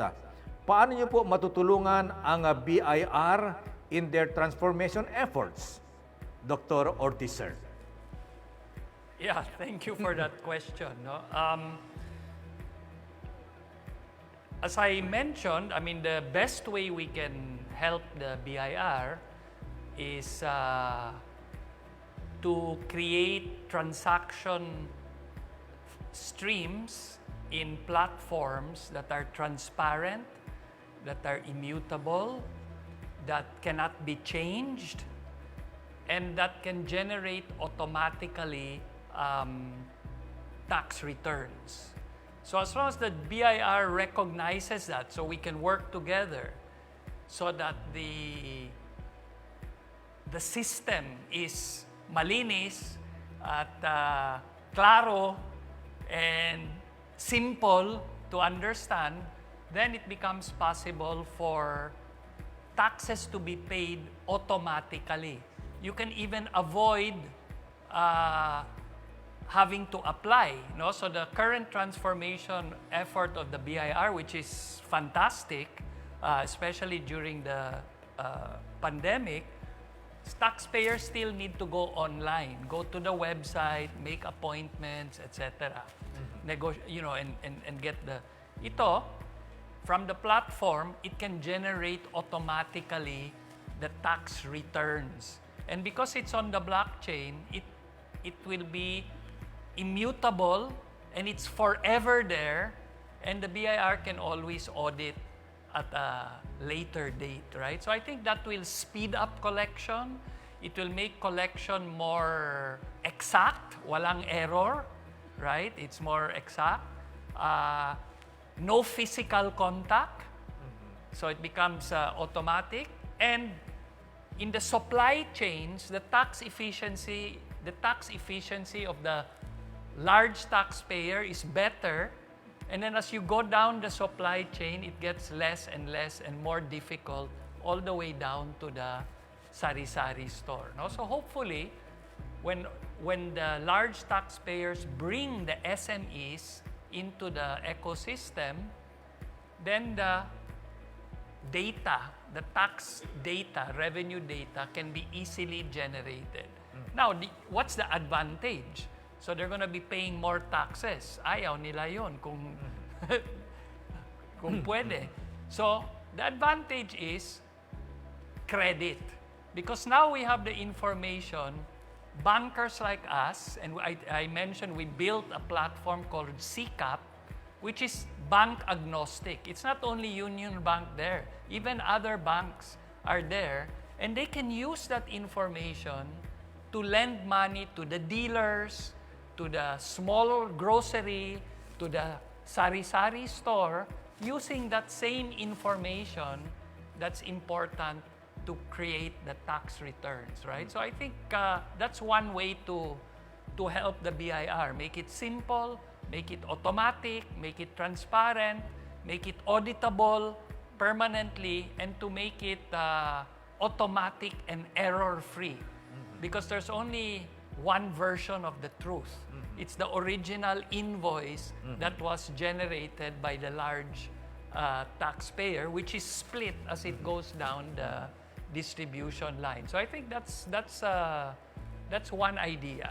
Thank you, sir. At para kay Sir MVP, ayan sir, how can you improve connectivity considering that it is very vital in this pandemic period? Like quality of internet. Okay. Well, I think if you split the networks into two sides of it, right, as most telco networks are, the wireless side of it is we've shown great progress, no? The industry's shown great progress in terms of the various metrics that independent ratings agencies, how they rate the telco players here, and whether in terms of coverage, speed, latency, video experience, and the like, nag-improve na talagang internet service ng mga wireless providers. No? Ang fixed line business is an entirely different business kasi you have to put the wires on the ground, di ba? So there's a physical effort in trying to do that. So the fixed line coverage of the country is not as extensive. Can never be extensive as wireless coverage. You know? So, but quite a number of us, if not most of us, are in that business, expanding the fiber. You know? Clearly, PLDT has the most extensive fiber network in the country. As of last count, more than 500,000 kilometers of cable have been laid all over the country. And there's still more that needs to be done, no? In that regard. And that's where the coverage part is still lacking, no? Principally for the homes. We have about 25 to 27 million households, and not all of them have the access to fixed broadband. No? So we're doing our best to address that, no? By laying more and more fiber, getting rid of our copper, which is old infra and does not provide this kind of speed that the fiber does provide. No? So yun lang. I think we made significant improvements across the board, but more needs to be done on the fixed line side, and we're trying to address that as quickly as we can. Thank you very much, sir. At kay Sir Jasa. Sir, ayan, ang tanong po rito, ayan, So paano rin ini-improve ang telco ng Globe? At yung second question, how can you give affordable housing to ordinary Filipinos during this pandemic? Sir Jasa. Yeah, thank you very much, Deo. Both questions are important. Like my colleague, Mr. Pangilinan, all of us have a responsibility on the telco side to keep improving and investing in the infrastructure. I mentioned earlier that we're doing our best to keep our capital expenditure moving. We're grateful also to Secretary Dominguez for the CREATE bill.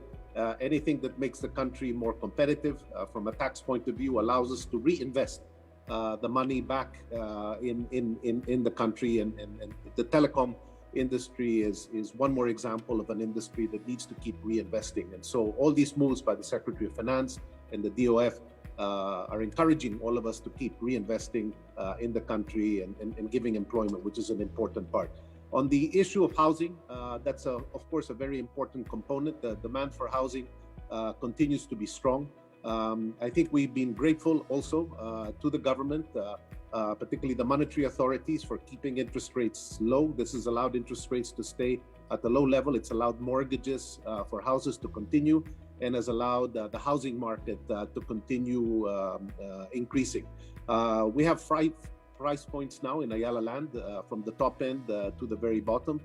We have a responsibility as well to supply housing to the more lower income groups who need more affordability in their product. There are many other groups that are doing the same. It's the biggest and fastest growing sector in Ayala Land, so we intend to continue giving to that sector and using modern technology, prefabricated technology, to bring down the cost and make it as affordable as possible. Thank you. Thank you, sir. At kay Sir Ricky Razon, Sir Ricky, ayan, may tanong po rito kasi ang sabi ng PAGCOR, malaki daw po ang natanggap nilang revenue from Pogo. Ano po ang inyong masasabi, sir, sa Pogo dito sa ating bansa? Dapat ba manatili ito o dapat ipagbawal, Sir Ricky? Hindi kami involved dyan sa Pogo. So, wala akong masasabi dyan sa gobyerno yan kung dapat ipagpatuloy o hindi. Wala kaming masyadong alam dyan. Ayan. So, hindi po ba kayo naapektuhan dito sa ang Bloomberry, dito sa Pogo, dito sa ating bansa? Hindi naman. Kung ano man, yung mga Pogo na Chinese, nagsusugal din yan. So, siguro nakakatulong din. Pero, sa ngayon, medyo neutral ang view namin dyan. No? Apo. Si Secretary Dominguez, maraming nakukolektang buwis ngayon dyan. So baka ayaw niyang bitawan. Sa ngayong panahon, no? Commissioner, Secretary Dominguez, sir. Ayan. Ano po ang inyong reaction dito? Ayan na. Dapat ba manatili ang Pogo rito sa atin? Malaki ba ang nakunaklating buwis na sa mga Pogo, sir? Alam mo nyo, basta legal ang activity, okay ako. Especially kung nagbabayad sila ng buwis. Opo. But first, the activity has to be legal. Opo. Second, they must pay the tax. So, yun lang ho ang standard ho namin dito sa DOF at saka sa BIR. Kung illegal ang activity, dapat hindi nila gawin yon. Okay? Kahit na babayad sila ng buwis kung illegal. Pero kung legal naman, okay lang. Opo. Thank you, sir. Ayan na. Nako, si Secretary RSA, Boss RSA, hanggang kailan daw po libre ang toll fee sa Skyway 3? Nadam po kami doon, libre pa nga. Bossing. Boss RSA. Hanggat kaya namin, libre. Kanya lang, alam nyo, inutang din natin yung pagpapatayo niyan. Opo. Kaya siyempre kinakatok na rin tayo ng bangko, nagpapautang niyan na, kailan ba kayo mag-umpisa sumingil para makabayad kayo? Hanggat pwede po, gagawin po nating libre. Kailangan i-congratulate si Ramon dyan, dyan sa importanteng infrastructure yung Skyway 3. At pinagtsagaan niya gawin yan 9 na taon. Literally, ang daming roadblock niyan. Literally, no? Mga right of way, Matyaga lang yan si Ramon kaya natapos niya. Kaya sa akin, kudos and congratulations, Ramon. Ha? Salamat po. Totoo yan, Sir Ricky. Talagang malaking kaalwanan, malaking bagay para sa ating mga motorista. Nakatipid tayo sa gas at siyempre yung traffic medyo nabawasan po. At Boss RSA, pati EDSA lumuwag po dahil sa Skyway 3. Ano po? Opo. Alam nyo, bago po mabuksan tong Sky 3, pagka nanggagaling po ako ng Makati, dinner at night, kahit na pandemic, inaabot po ako ng 1 oras. Pre-pandemic, 2 oras from Makati to Green Hills sa gabi pag umuwi ako ng 11 o'clock ng gabi.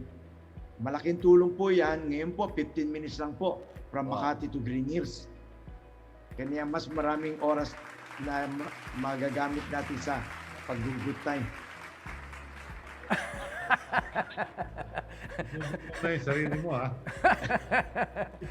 Saan po? Sa Soler po ba? Anyway, Sir RSA, ayan ongoing na rin po yung extension ng Skyway dun sa South Luzon Expressway. Ayan, ano po ang plano at hanggang kailan po ba sa South idudugtong itong Skyway, sir?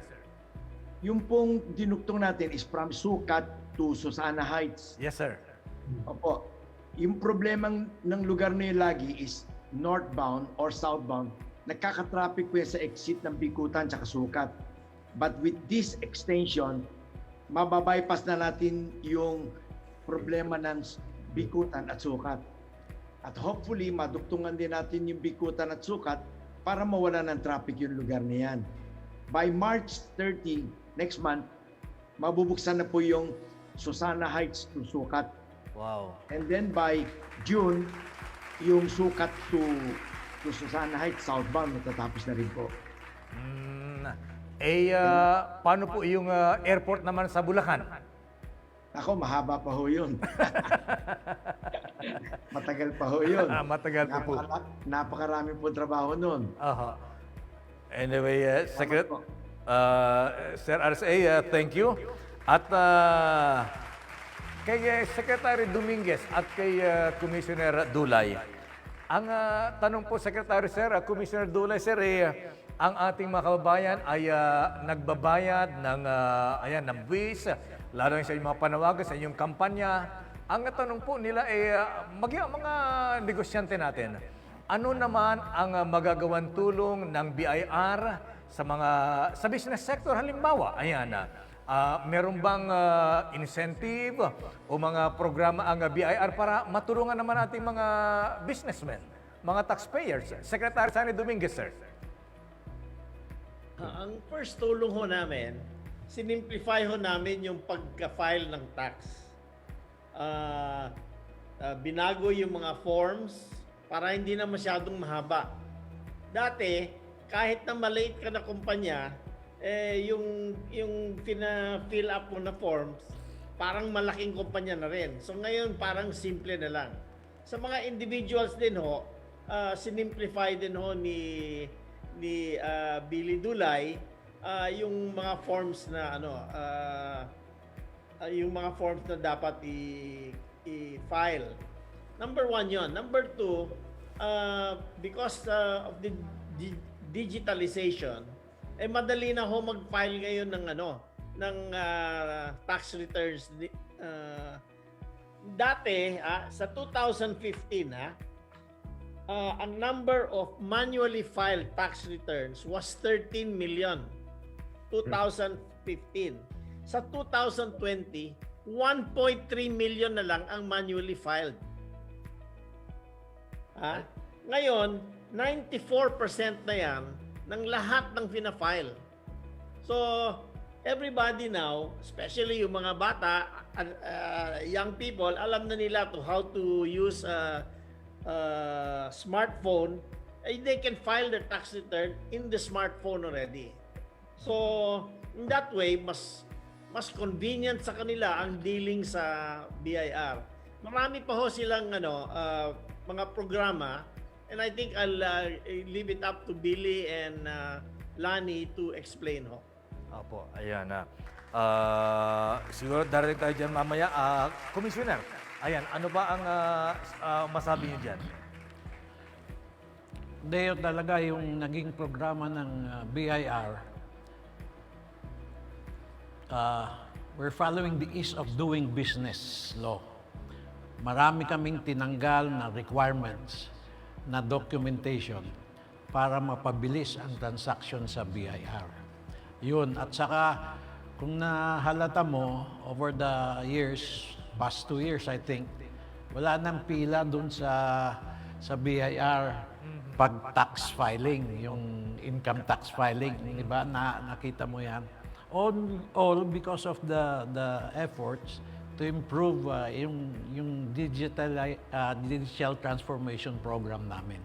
So tuloy-tuloy yan, tuloy-tuloy kaming nag-iisip kung paano pa kami makatulong sa mga taxpayers natin. Thank you, sir. Sir MVP, ano po ba ang inyong expectations from the Bureau of Internal Revenue? Well, they've done a good job, di ba? Good job po, Commissioner. So, they have higher targets for 2021, coming off a pandemic, di ba?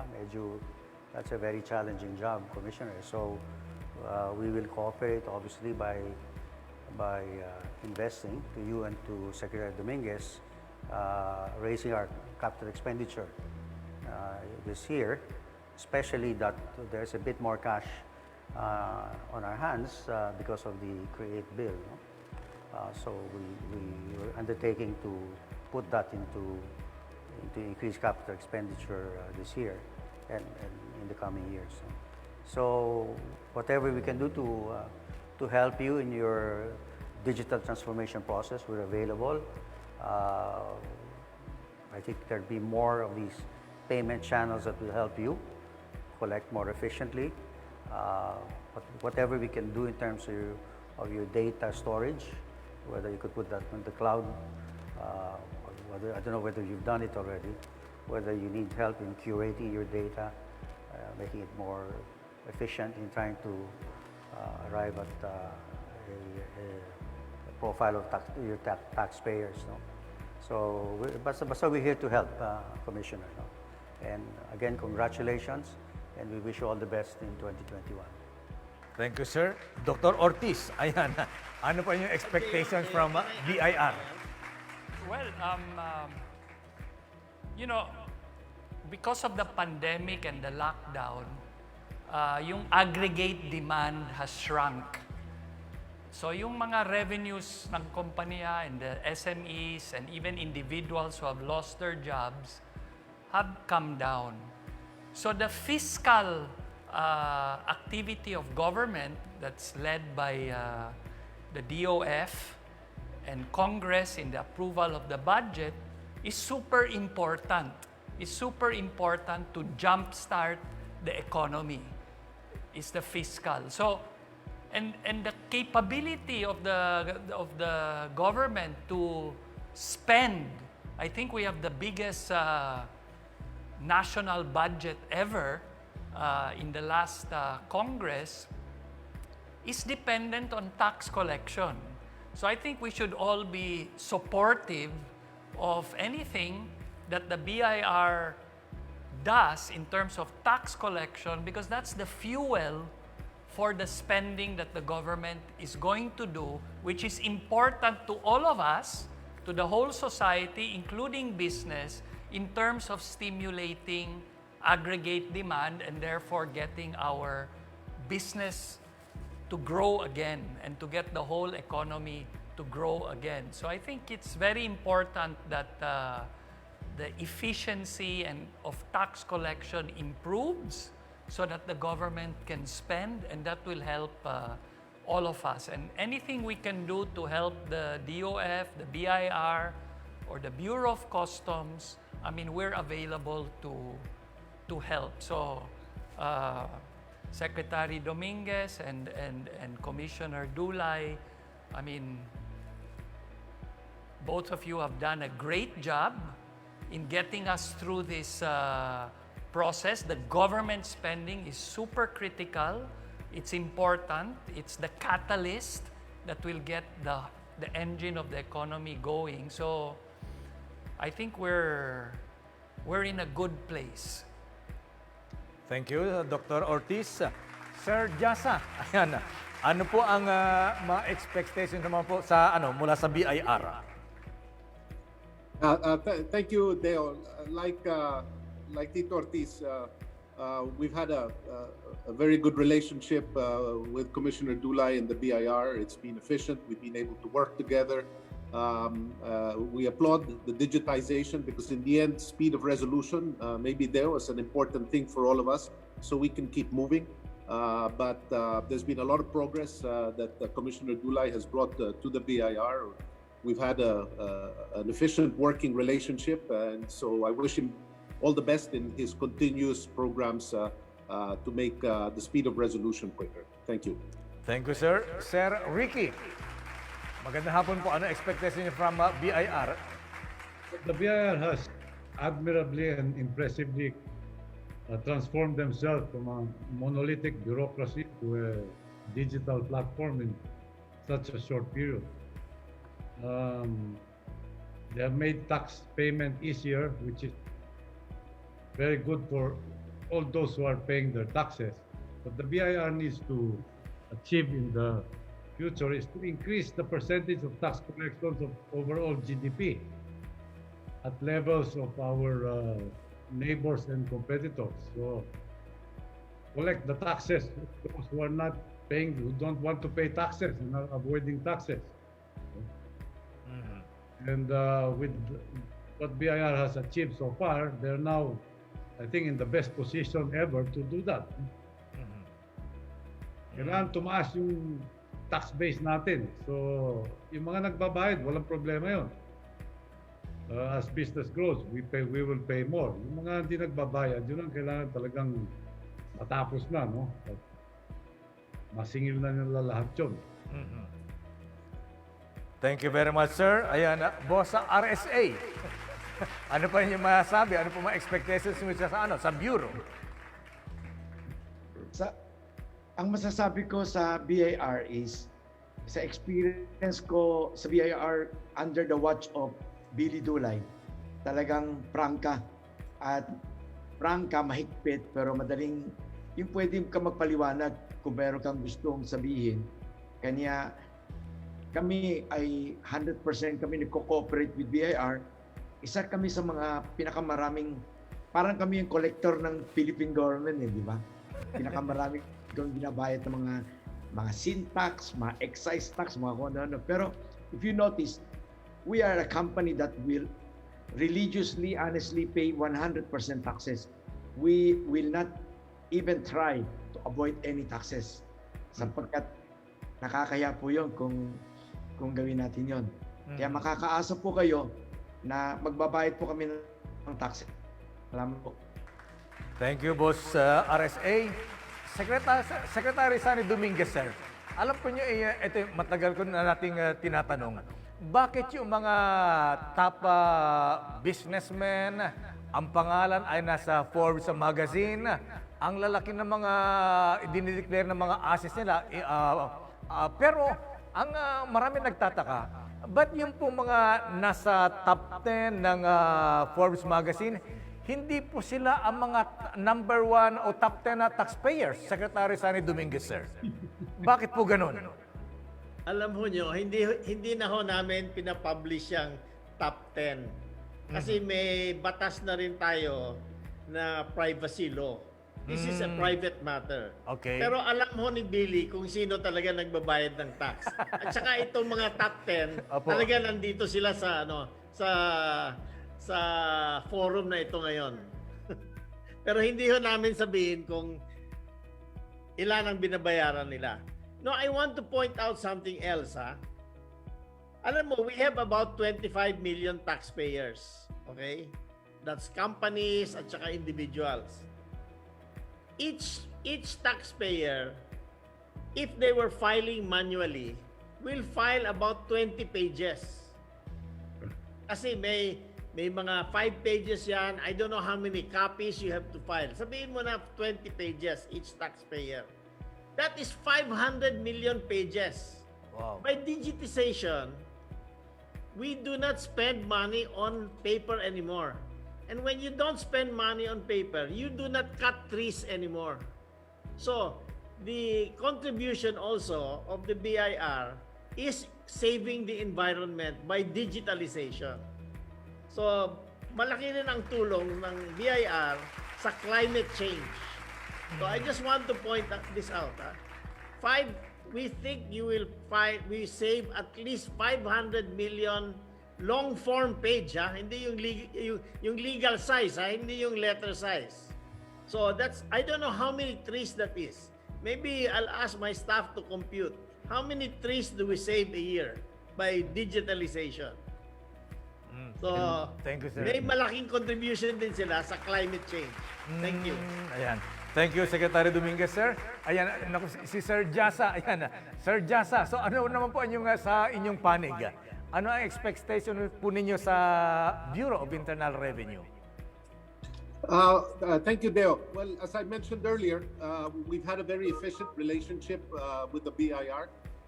We encourage them to continue digitizing, as Secretary Dominguez has said. It'll make it more efficient. It'll make it quicker. Anything that adds speed and lessens the paperwork, as Secretary Dominguez said, is a good thing. So we're here to help also in any way that we can. Anything we can do for the Commissioner and for the organization, of course, we're happy to do. Thank you. Thank you, sir. Commissioner Dulay. Apo Billy, ayan na. Sa panig naman po ng BIR, ano naman po ang expectations po ninyo sa ating mga taxpayers? Deo, alam mo, ang role ng BIR is mangolekta para sa gobyerno, para may gustusin ng gobyerno, para sa bayan. Pare-pareho lang naman kami dito sa mga panelists dito ngayon. Narinig mo ang sinasabi nila. Gusto nilang magtulungan tayo. BIR at saka yung mga malalaking taxpayers, large taxpayers ang tawag natin, at kahit yung mga maliliit. Ang importante is my sense of patriotism tayo, my sense of nationalism, na gusto natin gawin yung trabaho o gusto rin natin gawin yung mga papel natin para sa bayan. Ang masasabi ko lang, ang BIR, mula nung nandun ako, I emphasize that we are public servants. Hindi yung public ang emphasis, yung servants. Kaya para sa mga taxpayers, nandiyan kami, magsiservisyo kami. Ang papel namin ay magserbisyo, hindi para maservisyohan. Di ba?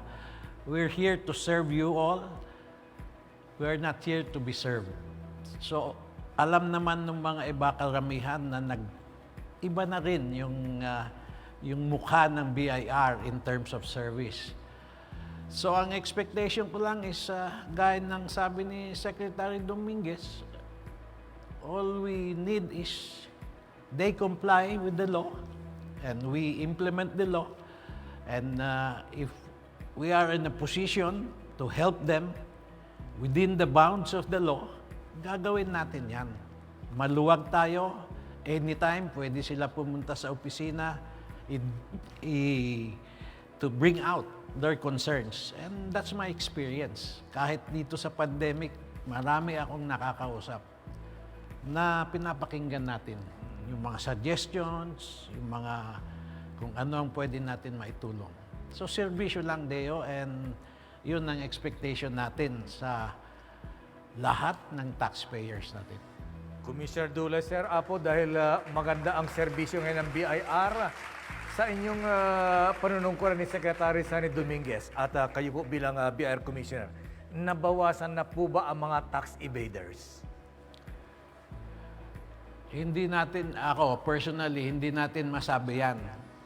Pero tuloy-tuloy ang paghabol namin sa tax evaders. Meron kaming programa yung Run After Tax Evaders. So, taon-taon marami kaming fina-file na kaso. Kaya we need we have to coordinate with the Department of Justice, with the courts, the Court of Tax Appeals, so that we can continue to fulfill our mandate para mahabol ito mga siyasabi nating tax evaders. Tuloy-tuloy yung monitoring namin at yung record, marami na yan. Marami kaming naisara. Marami namang nagko-comply pag sinabi natin, oy, hindi ka registered, oy, eto, deficient yung tax mo. Babayad naman sila. Kaya gumanda yung collection natin itong taon na to and in the previous years. Thank you very much, Commissioner, sir, and congratulations.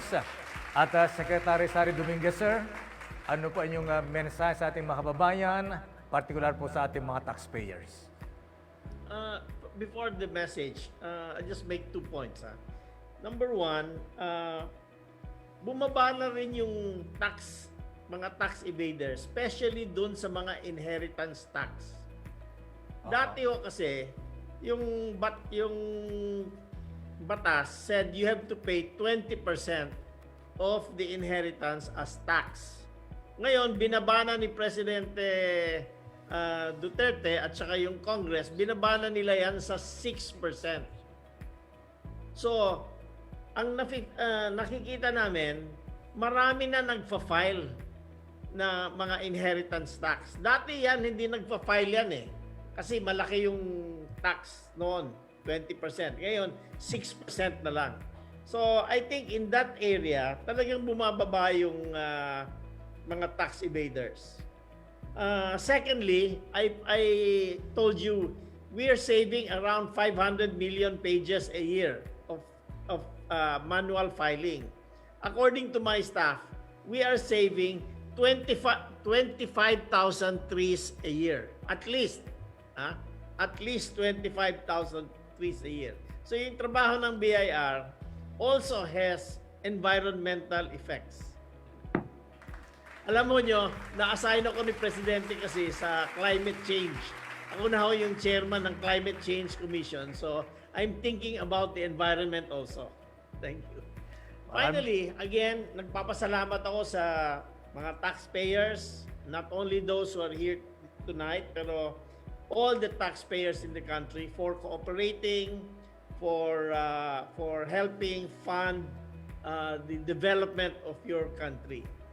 I want to thank also the Bureau of Internal Revenue, led by Billy and the deputy commissioners, the assistant commissioners, down to the examiners. I think everybody has been doing a very good job. I would like to give you an example. The BIR office now in Makati, please visit it. It's in the old Urban Bank building. It's very efficient office. It's very neat. It's very efficient. It's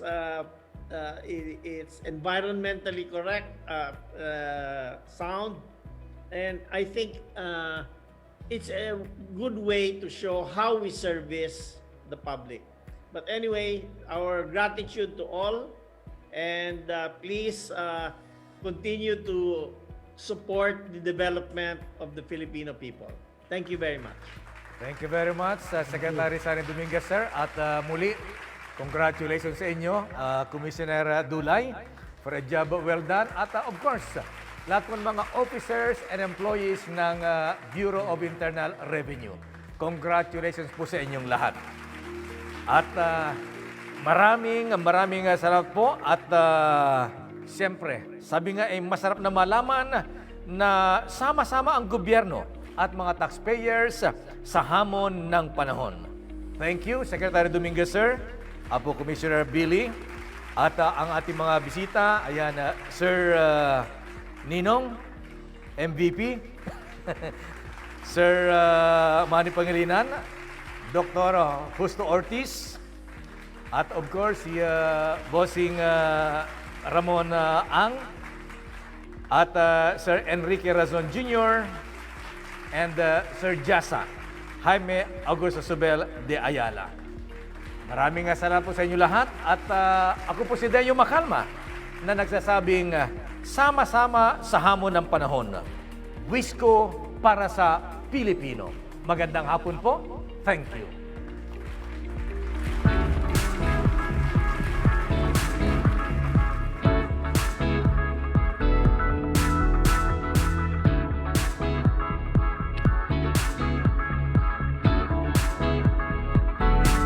Tayo may sinubok ng pagkakataon, baunin ang aral ng kahapon. Dahil kung tayo ay magkakaisa, maliwanag ang bukas, lahat may pag-asa. Sino pa ba ang tutugon para sabay-sabay ang pagbangon? Progreso ang ating ambisyon, sama-sama sa hamon ng panahon. Ang buwis ko'y para sa Pilipino, lakas at galing, sipag talino. Ibibigay ko tapat na serbisyo, alay sa bayan, utak ko at puso. Buwisko. Buwisko. Buwisko. Buwisko. Buwisko. Buwisko. Para sa Pilipino. Lakas at galing. Lakas at galing. Lakas at galing. Lakas at galing, Sipag at talino. Ibibigay ko. Ibibigay ko. Ibibigay ko. Tapat na serbisyo. Tapat na serbisyo. Tapat na serbisyo. Tapat na serbisyo. Tapat na serbisyo. Sama-sama. Sama-sama. Sama-sama sa hamon ng panahon. Buwis nyo para sa Pilipino. Sino pa ba ang tutugon para sabay-sabay ang pagbangon? Progreso ang ating ambisyon, sama-sama sa hamon ng panahon. Ang buwis ko'y para sa Pilipino, lakas at galing, sipag talino. Ibibigay ko tapat na serbisyo, alay sa bayan, utak at puso. Ang buwis ko'y para sa Pilipino, lakas at galing, sipag talino. Ibibigay ko tapat na serbisyo, alay sa bayan, utak ko at puso.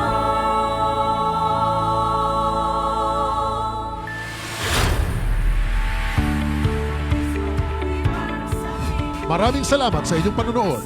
Ito po ang Sama-sama sa Hamon ng Panahon, Buwisko para sa Pilipino, the 2021 BIR Tax Campaign Kickoff. Magandang hapon po sa inyong lahat.